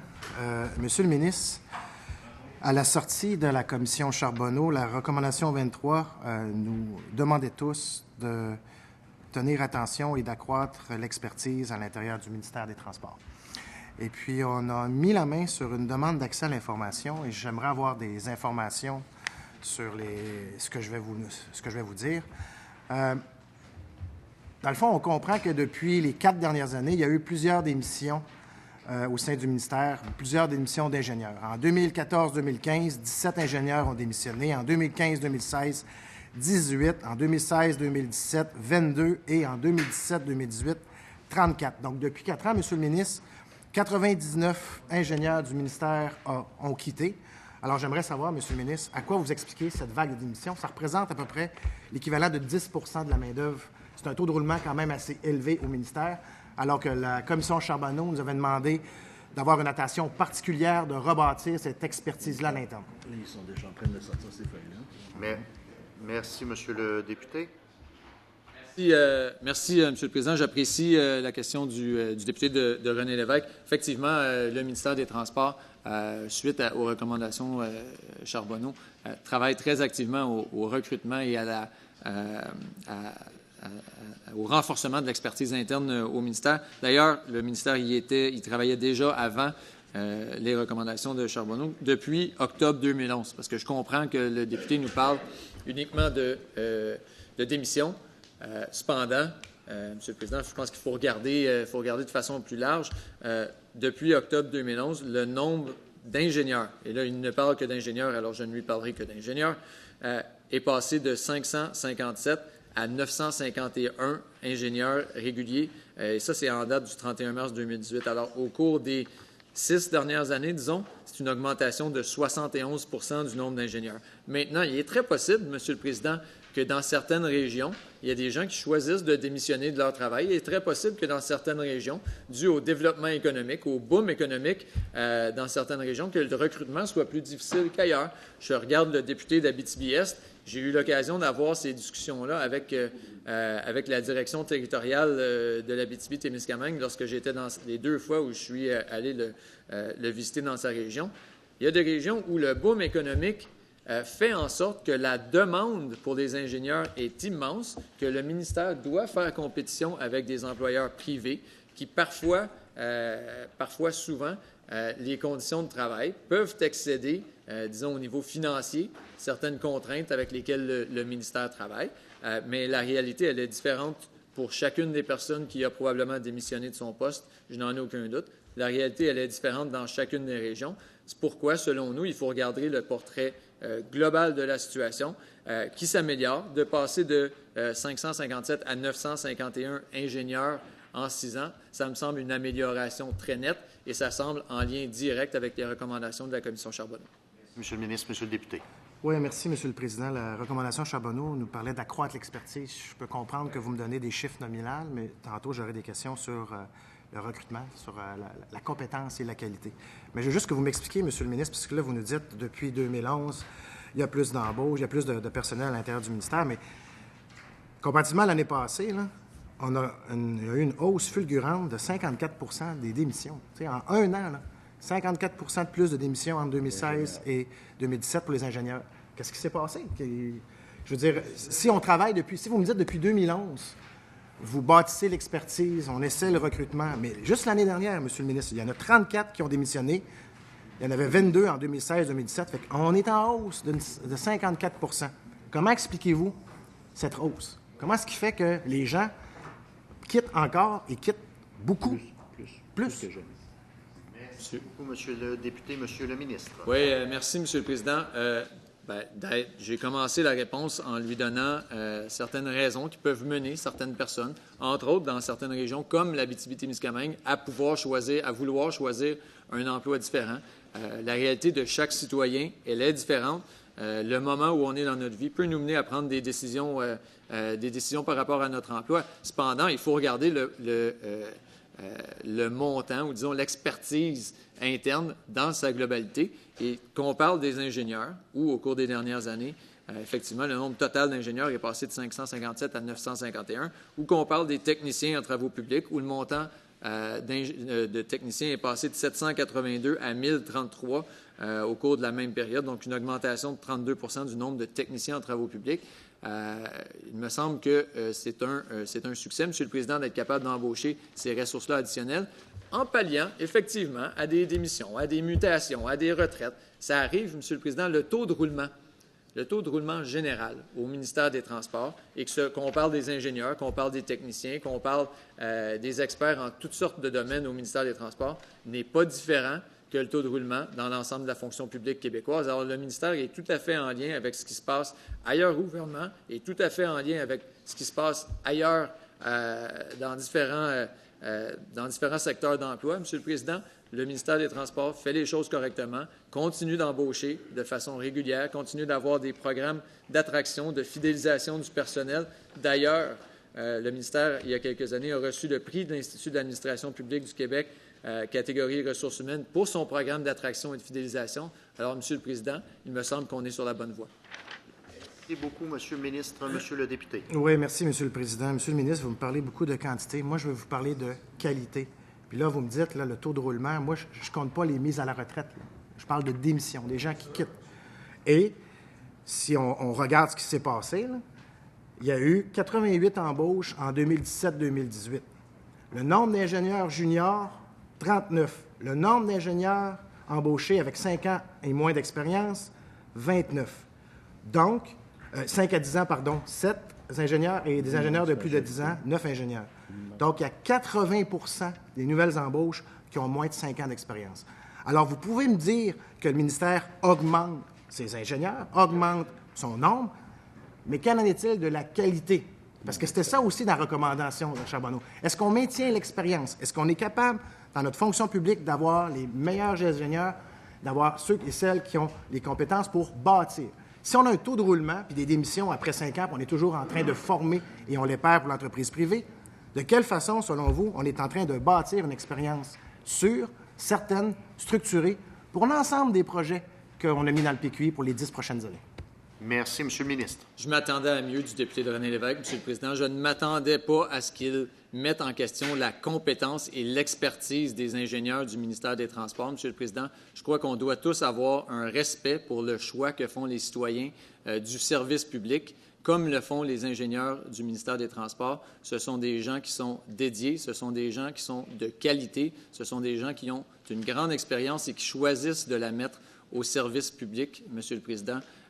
De toute évidence, on apprécie leur choix, on apprécie leur travail, on les remercie du travail qu'ils font et je vous avoue honnêtement que moi, j'ai une grande confiance envers l'ensemble de l'équipe, pas juste les ingénieurs, pas juste les techniciens, l'ensemble des professionnels au ministère des Transports pour mener à bien les projets. Parce qu'on parle de ça, M. le Président, on parle de projets qui doivent être menés à bien. Et si je regarde le résultat des travaux qui sont réalisés par les ressources internes, à la fin de la journée, la commission Charbonneau, elle nous dit embaucher plus d'expertise interne pour pouvoir faire plus de projets à l'interne.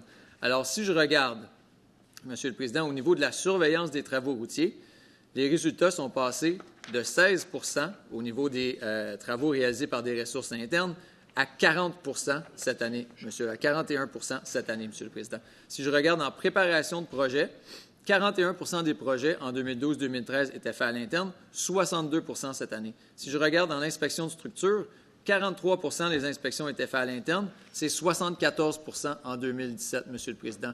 Il me semble qu'on s'en va exactement dans la direction qui était souhaitée par la commissaire Charbonneau, par les gens qui ont préparé le rapport en question.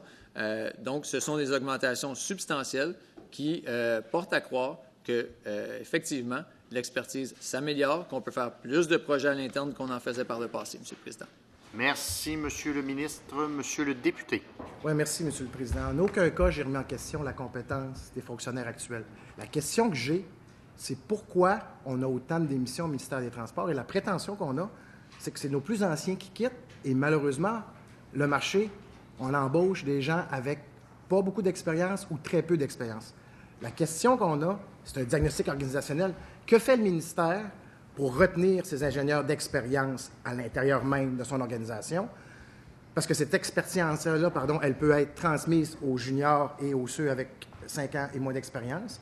Le diagnostic qu'on fait, c'est que présentement, si on fait juste perdre nos plus anciens, ceux et celles qui sont dans la machine depuis longtemps et qu'on embauche exclusivement des jeunes avec peu d'expérience, même si on en met plusieurs, est-ce qu'on n'est pas en train, effectivement, de manquer d'expertise totale, globale dans le ministère? Alors, ma question, est-ce que le ministère a une stratégie pour maintenir et garder la rétention de ces travailleurs expérimentés à l'interne qui va nous permettre de moins aller à l'embauche à l'externe pour ce qui est des ingénieurs juniors ou du moins avec 5 ans de moins d'expérience?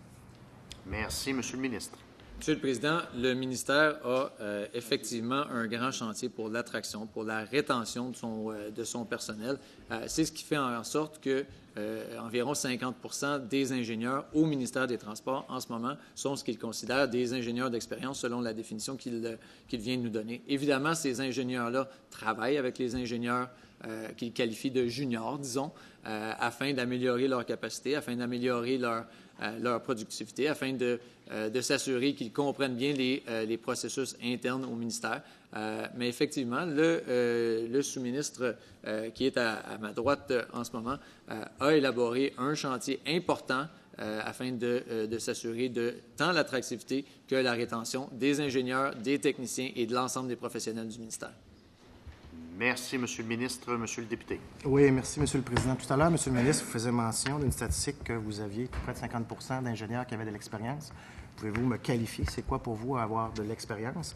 Et est-ce que vous pouvez aussi me qualifier cette évolution-là? La question qu'on se pose, quelle est la proportion à l'intérieur du ministère des ingénieurs avec plus de, disons, 10 ans d'expérience versus moins de 10 ans d'expérience sur 5 ans? D'abord, pour la qualification, M. le Président, ça va me faire plaisir de donner. J'ai pris sa propre définition où il disait que ce qui était qualifié ingénieurs juniors, disons. C'était des gens qui avaient 5 ans ou moins d'expérience. Alors, 50 environ des ingénieurs ont 6 ans et plus d'expérience. Pour ce qui est des techniciens en travaux publics, c'est 71 des techniciens en travaux publics qui ont plus de 6 ans d'expérience. Maintenant, pour ce qui est de l'évolution, Monsieur le Président, je vous avoue que sur le bout des doigts aujourd'hui, on n'a pas les données 2017, 2016, 2015, 2014, 2013, mais c'est des données qu'on pourra lui trouver si effectivement il désire les avoir et qui pourront, en temps et lieu, être déposées à la Commission suite à cette recherche-là. Excellent. Merci, Monsieur le ministre. Monsieur le député. Oui, bien, si ce document-là est disponible rapidement, est-ce qu'on pourrait vous engager à le déposer d'ici la fin des crédits, Monsieur le ministre? En fait, si vous le permettez, je peux demander au sous-ministre à savoir si cette information-là est si facilement accessible là, pas le temps que j'ai. Et qu'on pourrait déposer ce soir à la fin des crédits. Juste.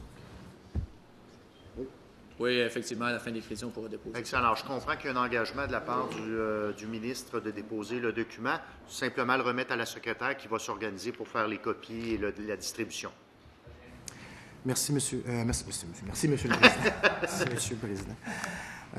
On va changer de registre un peu, Monsieur le ministre. Je sais que les gens de la STQ sont avec vous aujourd'hui, à moins que je me trompe. J'ai quelques questions concernant la gestion ou des projets relatifs à la STQ. Alors, premier projet à question, c'est la construction du Dulc d'Albe. Donc, la STQ devait procéder à la construction du Dulc d'Albe au quai garage afin de permettre l'accostage des nocturnes et des nouveaux traversiers, notamment entre Baie-Sainte-Catherine et Tadoussac. Les travaux devaient se faire à l'automne 2017 et durant une période de 5 semaines, ils étaient évalués à 1 million de dollars. Alors, ma question est fort simple, Monsieur le ministre. Est-ce que ces travaux ont été réalisés? Et si oui, quel est le coût total de cette infrastructure? Merci, Monsieur le ministre. Merci, Monsieur le Président. Je comprends. Effectivement, les gens de la Société des traversiers sont avec nous. Je vous présente M. Bertrand qui est ici à ma droite. Et si vous le permettez, M. Bertrand est très bien placé pour répondre à la question du député. Est-ce que j'ai le consentement? Consent, ça va. Alors, simplement vous nommer ainsi que votre titre avant de répondre à la question. Alors, François Bertrand, président, directeur général par intérim à la Société des traversiers du Québec. Alors, bonjour, M. le Président. Merci, M. le ministre, de me permettre de répondre. Alors, M. le député, effectivement, sur les travaux du DAB, c'est un équipement qui va permettre l'accostage de navires qui sont plus longs par rapport aux longueurs des navires existants, ou le quai garage, qu'on appelle communément l'endroit où le navire accoste celui qu'on n'utilise pas. Alors, ce quai garage-là permet de pouvoir faire l'accostage des navires actuels. Mais les navires qui sont en construction actuellement, d'une longueur de 92 mètres, nécessitent un duc d'Albe. Alors, c'est une construction qui est sous-marine, là, qui est prise sur les fonds marins et qui permet l'amarrage du navire de plus long gabarit. Et les travaux sont en cours actuellement et les indications, selon le livrable, là, évidemment, il y a eu un certain délai rattaché à... Vous savez, il y a eu une audience qui a été rattachée à ces travaux-là. Alors, ça a retardé un peu le processus de construction, mais les travaux sont en cours et on prévoit les terminer très bientôt pour une valeur globale de près de 3 millions de dollars. Excellent. Merci beaucoup. Monsieur le député. Merci beaucoup. Dans le cas de la construction des 2 traversiers, Monsieur le PDG, on les avait annoncés en 2019. Ils devaient coûter 125 millions. On sait maintenant que la construction de ces 2 navires-là auront coûté au Trésor québécois 250 millions. En 2017, le gouvernement vous a retiré la supervision pour la donner au ministère de l'Économie. Mais ce que je veux savoir, en août 2017, on parlait que les livraisons allaient commencer début 2018. Alors, ma question est fort simple, Monsieur le Président, directeur général. À quand la livraison des bateaux de Tadoussac, Baie-Sainte-Catherine pour la traverse?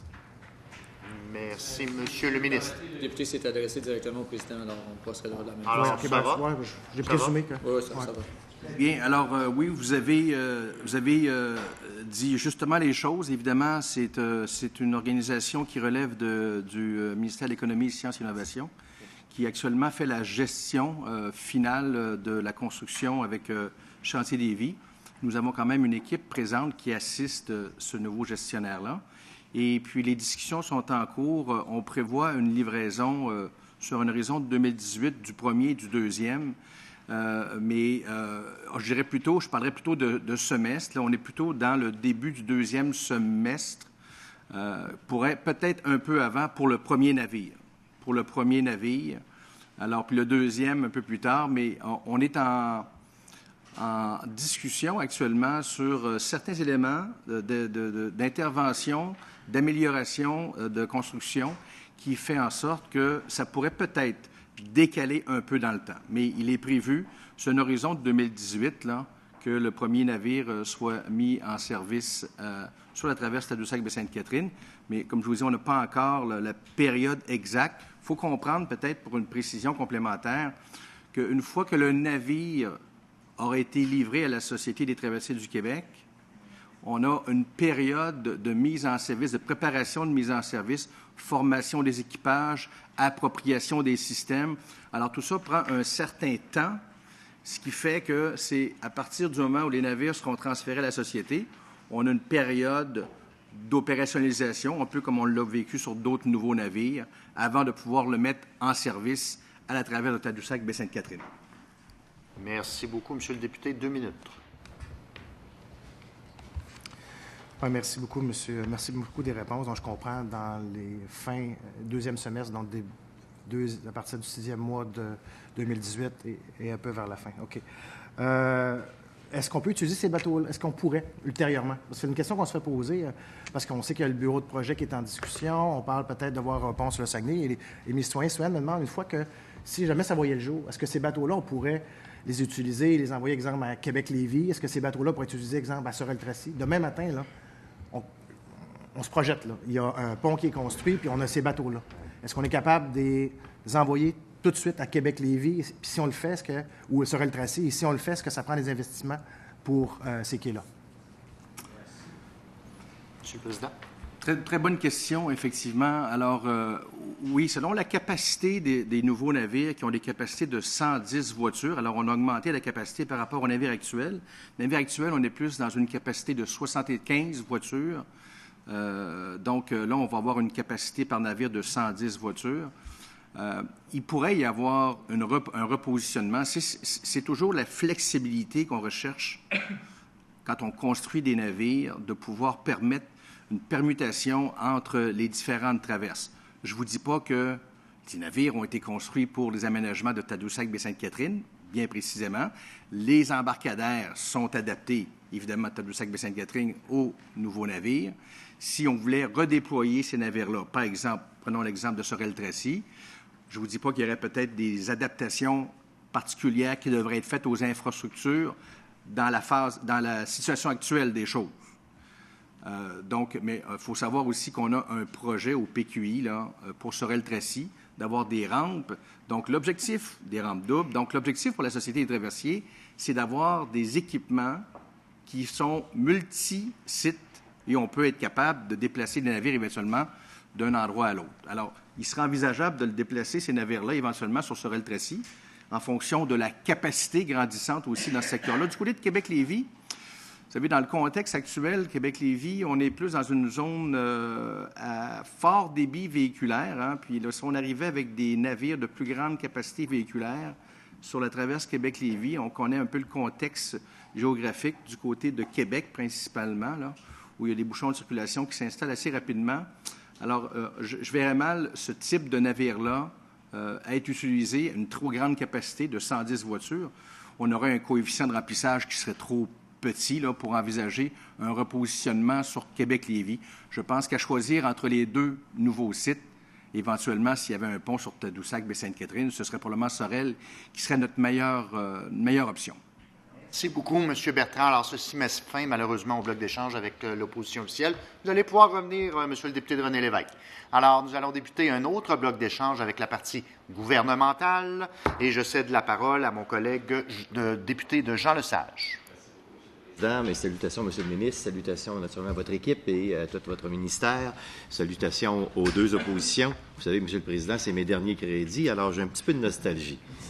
Une petite larme. Monsieur le Président, je suis très heureux d'être ici ce matin pour l'étude des crédits budgétaires destinés au transport et à l'électrification des transports, dans le cadre de laquelle j'aimerais m'attarder sur les modifications législatives présentées au Code de la sécurité routière, un volet important pour votre ministère, Monsieur le ministre.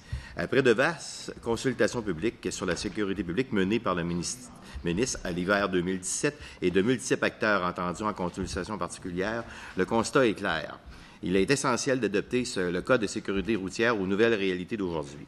Les usagers qui se partagent la route en 2018 sont beaucoup plus nombreux et diversifiés qu'en 1986, à la dernière refonte en profondeur du Code, et le souci de la mobilité durable est bien réel. Il est important donc de bien définir les droits et responsabilités de tous afin de garantir une cohabitation optimale, sécuritaire et durable sur les routes du Québec. Je tiens d'ailleurs à souligner que le projet de loi 165, modifiant le Code de la sécurité routière, vient tout juste d'être adopté à l'unanimité le 18 avril dernier. Cela démontre bien la pertinence de ces nouvelles mesures et la nécessité d'actualiser le cadre législatif aux réalités actuelles. Avant de détailler davantage les nouvelles mesures qui seront bientôt en vigueur grâce au projet de loi, je voudrais m'attarder quelques instants sur l'impact positif de ces mesures, spécifiquement dans mon comté. Le comté de Jean-Lesage, et en particulier le quartier Limoilou, est en pleine ébullition.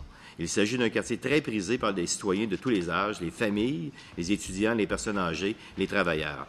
L'effervescence commerciale et culturelle de la 3e avenue, la place Jean-Béliveau, l'offre éducative du cégep de Limoilou, la construction importante du complexe hospitalier, le développement rapide de l'écoquartier d'Estimauville, le quartier où j'ai grandi attire davantage aujourd'hui. La proximité avec les grandes artères routières de la Ville de Québec, autoroute Laurentienne, autoroute de la capitale, 1er avenue, boulevard Henri Bourassa, fait de ce quartier un environnement très achalandé où plusieurs personnes transitent chaque jour. Aussi, il ne fait aucun doute que le réseau structurant de Québec, dont le tracé passera au cœur de ma circonscription, augmentera davantage l'achalandage routier dans ce secteur, ainsi que les modes de transport devant cohabiter sur les routes. Le quartier Limoilou est un exemple parmi tant d'autres d'environnements où les usagers de la route doivent cohabiter. C'est pour répondre à ces réalités que le gouvernement est allé de l'avant avec la nouvelle disposition législative sur le Code de la sécurité routière.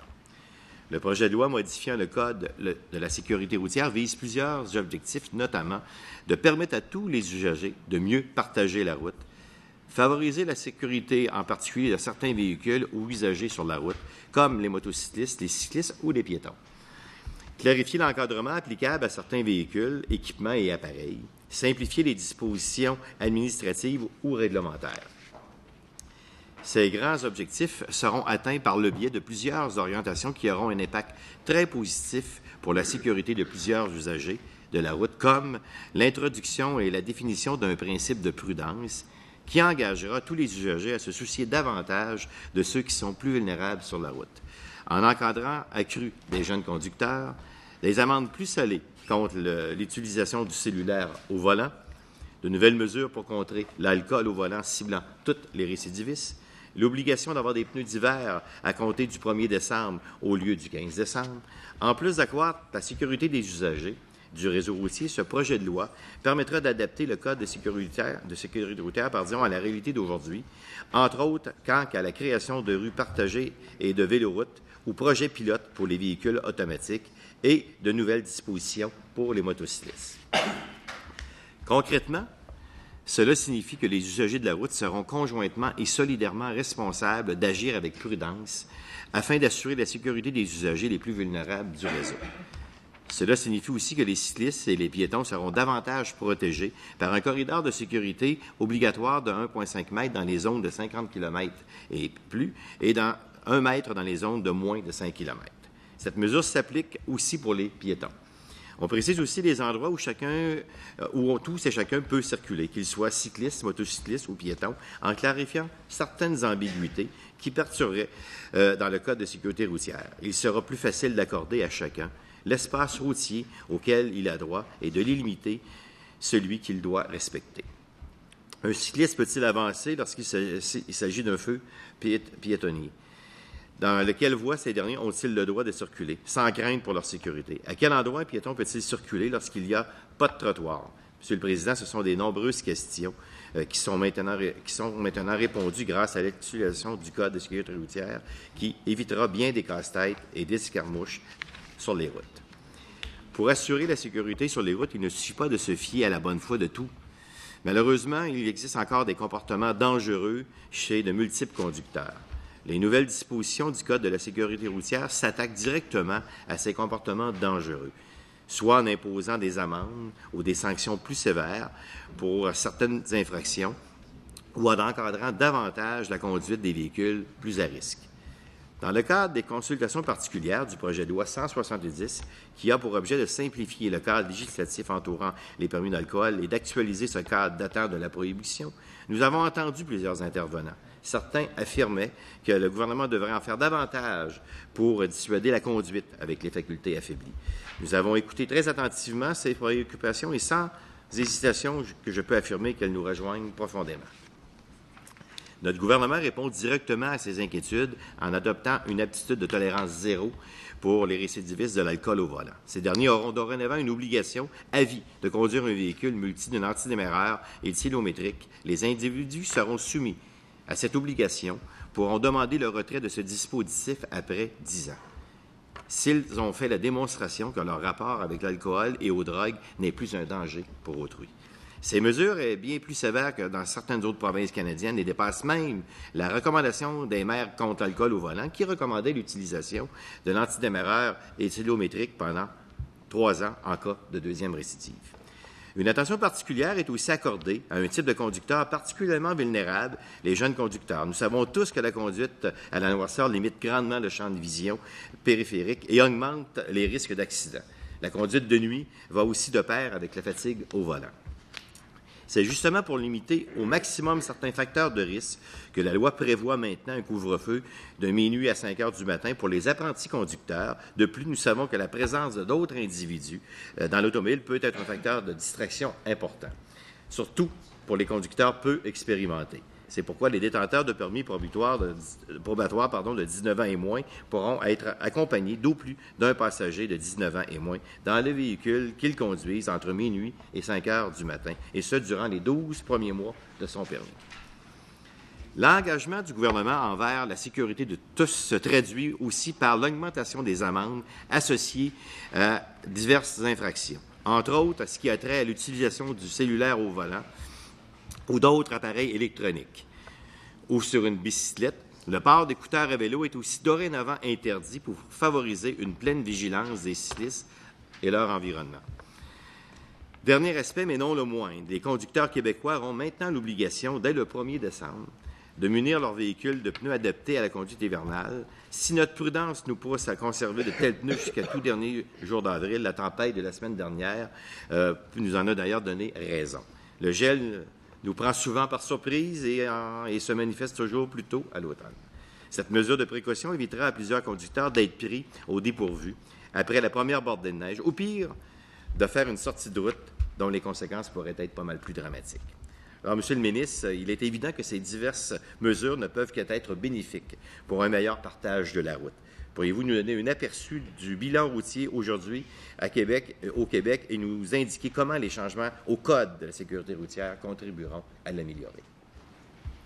Merci, Monsieur le député de Jean Lesage. Monsieur le ministre. Oui, merci, Monsieur le Président. Merci, Monsieur le député, de votre intervention. Je pense que c'est important de parler des modifications qui ont été faites au Code de la sécurité routière à chaque opportunité qu'on peut avoir, que ce soit ici en commission parlementaire ou dans chacune de mes interventions, de nos interventions à titre de député, parce qu'il y a des modifications législatives qui ont été apportées, qui sont importantes, qui parlent directement aux citoyens en affirmant on doit changer notre comportement sur des routes, on veut améliorer le bilan routier. Vous avez raison de dire que le bilan routier s'améliore, et il s'améliore d'année en année au Québec. Il y a de moins en moins de décès sur des routes du Québec à chaque année, mais on est loin, cependant, d'en arriver à un objectif final. Je pense que chaque décès, chaque accident mortel est un accident qu'on aimerait pouvoir éviter sur des routes du Québec, qu'on pense aux piétons, qu'on pense aux cyclistes, qu'on pense aux automobilistes, aux motocyclistes ou autres. Monsieur le Président, chaque décès, c'est un décès de trop sur nos routes, alors on se doit d'améliorer et continuellement vouloir améliorer notre bilan routier. Les améliorations qui ont été apportées au Code de sécurité routière, c'est une façon de le faire, c'est une façon importante de le faire. Et je vous avoue que je ne suis pas peu fier que le premier projet de loi que j'ai moi-même pu déposer et adopter avec tous les collègues ici autour de la table c'en est un qui va avoir un impact positif sur la sécurité des usagers de la route et donc de l'ensemble des Québécois et des Québécoises. Il y a certains secteurs où on a voulu, le député en a fait mention dans sa question, où on a voulu avoir un impact plus important que d'autres parce que c'est des secteurs qui sont particulièrement problématiques. Quand on pense à la distraction au volant, on s'en rend peut-être pas compte parce que, et là je regarde certains des députés autour de la table qui utilisent leur appareil téléphonique en ce moment, on s'en rend peut-être pas compte toujours, mais il faut penser à enrayer la distraction au volant. Des fois, c'est presque rendu un réflexe pour certains de prendre le téléphone, de regarder ce qui se passe. Mais quand on est au volant, ça a un impact majeur sur notre capacité à conduire notre véhicule de façon sécuritaire. Les chiffres nous disent qu'environ jusqu'à 25% des accidents mortels ou des accidents avec blessés graves sur des routes pourraient être causés par la distraction au volant, que ce soit le cellulaire, le texto ou autre. 25% des accidents graves, c'est un chiffre majeur. C'est beaucoup de Québécois et de Québécoises qui meurent à chaque année sur des routes à cause de la distraction au volant. Alors, c'est réellement un des aspects où on voulait réellement s'attaquer au problème. Donc, effectivement, il y a eu des amendes qui sont beaucoup plus sévères qu'elles ne l'étaient par le passé. C'était 80 $ une amende pour le texto au volant ou le cellulaire au volant. On l'a fait passer à 300 $. On veut envoyer un message clair à la population que le cellulaire au volant, ça ne se fait pas. Donc, on fait passer la première amende à 300 $. La deuxième amende, pour une récidive, c'est 600 $. Et si vous vous faites prendre pour une deuxième fois en 2 ans, votre permis va être suspendu sur le champ par le policier pour 3 jours, subséquemment pour 7 jours et enfin pour 30 jours. Donc, on pense qu'on est, on est beaucoup plus sévère qu'on l'était par le passé et on a bon espoir que ça va avoir une incidence positive sur le bilan routier. Au niveau de l'alcool, le député l'a dit, on est allé beaucoup plus loin que certains groupes le voulaient, mais les gens qui sont trouvés coupables une deuxième fois d'une infraction pour alcool au volant, c'est des gens qui ne comprennent tout simplement pas. On ne peut pas attendre à la 4e, la 5e, la 10e ou dans certains cas, comme on voit des fois, la 15e offense. Il faut être plus sévère avec ces gens-là. Si vous vous faites prendre une deuxième fois, c'est parce que vous n'avez pas compris que l'alcool et la conduite automobile ne vont pas de pair. Alors, on va forcer ces gens-là à avoir un antidémarreur éthylométrique dans leur voiture dès leur deuxième culpabilité. Pour les jeunes, effectivement, les jeunes sont surreprésentés dans le bilan routier et c'est triste, c'est malheureux. Souvent, c'est des accidents qui impliquent plusieurs jeunes en même temps. Donc, ce qu'on voulait dire, et l'idée n'était pas de limiter la liberté des jeunes, bien au contraire. Ce qu'on vient de dire, c'est lorsqu'on apprend à conduire. Donc, lorsqu'on a notre tout premier permis de conduire et qu'on apprend encore à conduire avec notre père, notre mère ou quelqu'un qui est en âge de nous apprendre à conduire, est-ce que de conduire entre minuit et 5 heures du matin, c'est la meilleure option? Est-ce que peut-être notre relation avec la fatigue n'est pas encore tout à fait à point à ce niveau-là? Est-ce qu'on connaît nos limites à ce moment-là? Peut-être pas. Donc, on s'est inspiré de ce qui se fait ailleurs. On a regardé ce qui se faisait en Ontario. La notion d'accès graduel à la conduite est importante et selon leurs chiffres à eux, ils ont amélioré leur bilan routier avec des mesures comme celle-là de façon drastique. Le député en a fait mention, les cyclistes, les piétons étaient une partie importante de l'étude qu'on a fait ici en commission par rapport au Code de sécurité routière. Il y a beaucoup à changer afin d'améliorer la sécurité des cyclistes et il y a plusieurs des recommandations qui étaient venues de la consultation large qui avait eu lieu au cours de l'été précédant le dépôt du projet de loi. Mais il y a des recommandations qui ont été faites en cours de route également qui ont été adoptées. Je pense à la possibilité pour un cycliste d'utiliser le feu piétonnier. C'est-à-dire, par exemple, ici à Québec, souvent, il y a 4 feux piétonniers qui sont actifs en même temps, donc on peut circuler comme piéton en 4 directions, mais le cycliste, lui, devait attendre au feu rouge et traverser en même temps que les automobiles. Ça nous semblait plus sécuritaire, suite à la discussion qu'on a eue ici en commission parlementaire, de permettre, entre autres, à ces cyclistes-là de traverser avec les piétons. Donc, les accidents, s'il y a lieu, seraient de bien moindre importance. D'ailleurs, à ce niveau-là, le principe qui sous-tend la sécurité, qu'on a mis de l'avant pour la première fois au Québec, c'est le principe de prudence. Il y a plusieurs juridictions à travers le monde qui ont fait cet effort-là, qui ont fait ce travail-là, d'adopter un principe de prudence à l'intérieur de leur législation. C'est ce qu'on a fait ici. Donc, non seulement le principe de prudence qui dit que l'usager le plus vulnérable doit toujours être respecté, c'est-à-dire l'automobiliste doit faire attention au motocycliste, le motocycliste doit faire attention au cycliste, le cycliste doit faire attention aux piétons. Ce principe-là doit être respecté sur nos routes. C'est à la base de nos règles de conduite ici au Québec. Mais on a également amené des nouveaux concepts qui déjà semblent vouloir être adoptés par certaines municipalités au Québec. Quand je pense aux rues partagées, une bonne façon, ou à la vélorue, disons. La vélorue, c'est une bonne façon d'encadrer la sécurité autour des cyclistes, autour des piétons, de donner un accès prioritaire à un usager qui est le plus vulnérable pour qu'il soit protégé à l'intérieur de l'emprise. Et je suis content de voir que la Ville de Montréal, entre autres, commence déjà à se donner des dispositions pour avoir des rues partagées ou des vélorues. Maintenant, il y a certaines modifications qu'on a pu faire ici, et en fait, on l'a fait au Salon Bleu à la toute fin du processus législatif pour des camions à benne. On a tous vu l'accident qui s'est produit à Repentigny au cours des dernières semaines, il y a quelques semaines. Un accident qui, heureusement, n'a pas causé de blessés ou de décès, mais qui aurait très bien pu être tragique pour un utilisateur du passage piétonnier. Donc, Monsieur le Président, c'était important pour nous d'adresser cette question-là parce que ça fait trop d'accidents au Québec qu'on a comme ça. Donc, réellement, je pense qu'on a travaillé ensemble pour améliorer la sécurité routière. Deux autres points que je tiens à faire. La sécurité autour des chantiers routiers et la sécurité dans les zones scolaires. Pour nous, c'était très important de mieux protéger les travailleurs, entre autres les travailleurs du ministère des Transports, mais les travailleurs d'entrepreneurs privés également, qui œuvrent sur les différents chantiers et qui, à tous les jours, font face à des situations peut-être un peu difficiles, peut-être un peu dangereuses en relation avec des automobilistes. Et enfin, Monsieur le Président, les zones scolaires, je connais très peu de gens au Québec qui vont s'opposer à une sécurité accrue dans les zones scolaires. C'est ce qu'on a voulu faire en augmentant les amendes dans le Code de sécurité routière. Merci beaucoup, Monsieur le ministre. Monsieur le député. Il vous reste 1 minute 50. Parfait, Monsieur le ministre. Merci, Monsieur le Président. J'aimerais juste, Monsieur le ministre, très rapidement que vous nous entreteniez sur le fonds de la sécurité routière parce que je pense que c'est un fonds qui s'est doté en 2007 pour favoriser la sécurité routière. Au Québec, les sommes de ces fonds autofinanciers proviennent nécessairement des amendes extrêmement interreliées à cela.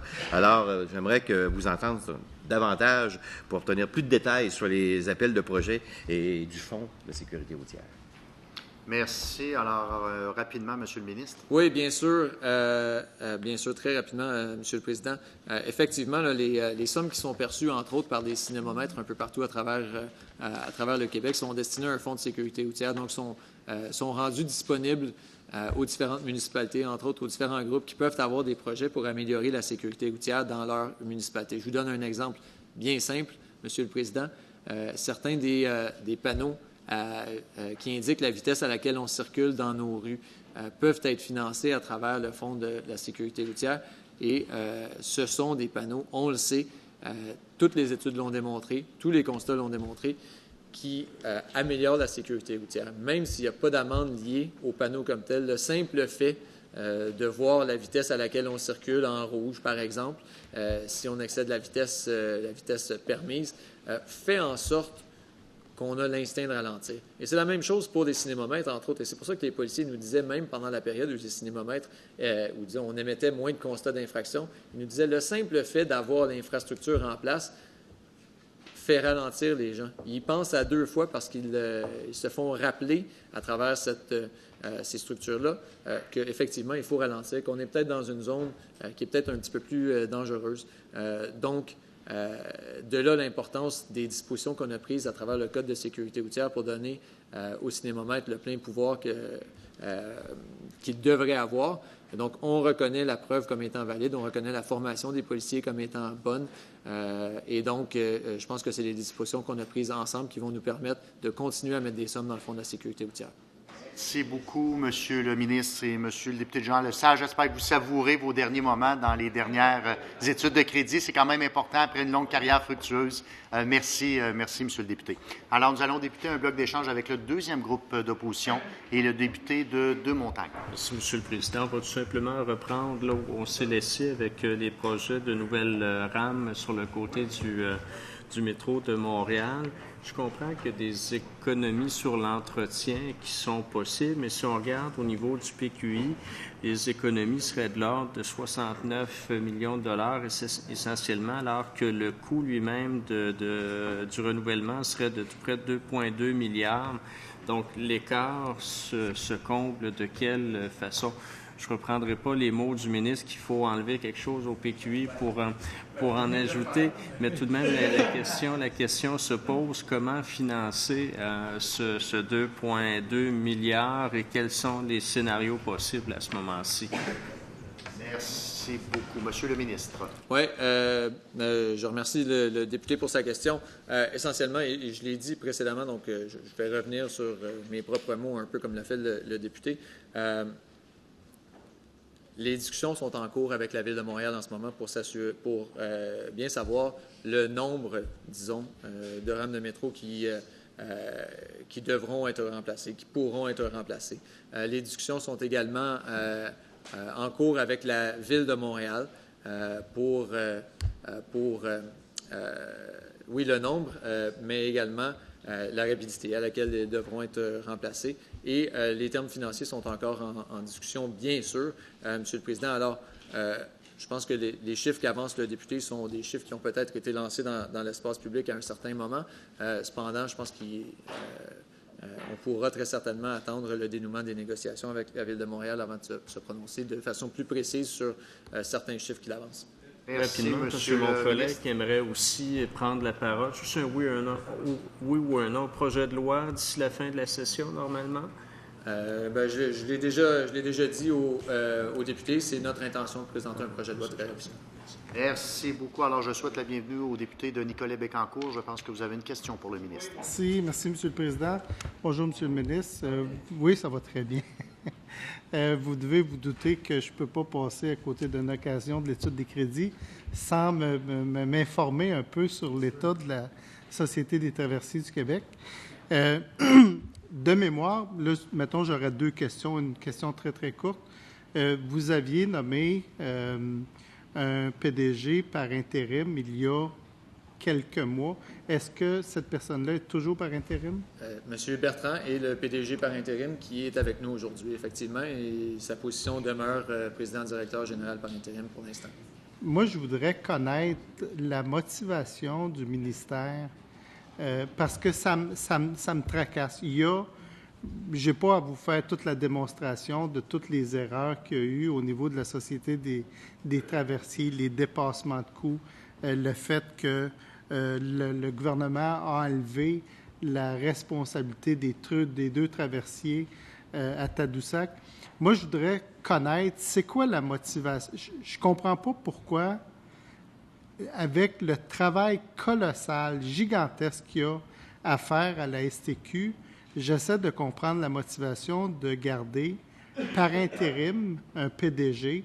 Pour moi, il y a une... Puis c'est pas un jugement de valeur par rapport à la personne, je ne la connais pas, là. Mais j'ai l'impression que cette personne-là aurait besoin d'avoir les coups des franges. En la laissant par intérim, moi, l'impression que ça me donne, c'est que le gouvernement veut garder quand même un contrôle, là, peut-être par rapport à tout l'historique qu'il y a eu dans l'organisation. Merci beaucoup, Monsieur le ministre. Merci, Monsieur le Président. Je veux juste m'assurer de bien comprendre la position du député ou la question du député. Oui, mais ça va, mais je crois comprendre là, qu'il dit qu'on ne devrait pas avoir au gouvernement des gens qui sont nommés par intérim. Qu'à chaque fois qu'il y a quelqu'un qui est nommé par intérim, c'est parce qu'il y a une motivation de garder une mainmise. Je vous avoue que ce n'est pas ma lecture de la chose, que quelqu'un qui est nommé de façon intérimaire peut très bien faire le travail jusqu'à ce que décision soit prise, soit de renouveler de façon permanente sa position. Je peux préciser? Oui. J'ai occupé des postes de direction générale. Ça peut arriver, un intérim. OK? Mais un intérim, normalement, c'est 2 mois, 3 mois, 4 mois, 5 mois. Moi, de connaissance qu'on est là depuis plus qu'1 an, pour moi, c'est pas simple. C'est pas... oui, des intérims, ça peut arriver, mais normalement, quand on a confiance en une personne, quand on pense que c'est la bonne personne qui va faire le travail, puis ça travaille beaucoup mieux en étant contractuel, en étant rassuré, que d'avoir toujours une espèce d'épée, de dire, il y a peut-être une job à faire, mais compte tenu que je suis par intérim, je ne ferai pas trop. Fait que je trouve que le délai pour cet intérim-là est beaucoup trop long. Merci, M. le ministre. Oui, merci. Je vous avoue, Monsieur le Président, que selon mon estimation, M. Bertrand ne fait pas son travail à moitié. Il fait du travail, fait le travail d'un président-directeur général, comme il devrait le faire, comme une société de l'envergure de la Société des traversiers du Québec s'attend de son président, du leader de son équipe. Et monsieur le député fait référence à, habituellement, on garde quelqu'un dans une position intérimaire pendant quelques mois. Moi, je comprends que M. Bertrand est en poste depuis environ 1 an, c'est depuis 2017. Donc, ça ne m'apparaît pas excessif comme période. Si on m'avait dit que ça faisait 10 ans qu'on avait un président par intérim, peut-être qu'effectivement, il y aurait matière à se poser des questions, mais ça fait pas, c'est pas, selon moi, une période excessive, disons. On ne partage pas la même opinion par rapport à ça. Moi, je trouve ça long, là, mais je respecte votre point de vue. Peut-être, il ne reste pas beaucoup de temps. Il vous reste 2 minutes. Juste une question rapide, M. le ministre, par rapport au F.A. Gauthier. Il y a eu, on connaît tous les manquements par rapport à la construction de ce bateau-là. Je sais que c'est un bateau qu'on a voulu mettre en évidence, mais il a causé, dans le fond, beaucoup plus de soucis que de... On sait que le gouvernement a demandé au vérificateur général de faire enquête au niveau de la Société des traversiers du Québec. Est-ce que, M. le ministre, vous allez vous assurer que le travail de vérification, toute la collaboration de la STQ va être faite, notamment pour tout le dossier du F.A. Gauthier? Est-ce qu'on va s'assurer que toute la collaboration sera faite de la part? La STQ va être donnée au vérificateur général pour que toute la lumière soit faite? Bien, si le vérificateur général choisit de se pencher sur un dossier ou un autre en lien avec le ministère des Transports, que ce soit à l'intérieur du ministère, que ce soit pour la Société des traversiers, que ce soit pour la Société de l'assurance automobile du Québec, que ce soit pour la Commission des transports, vous pouvez être très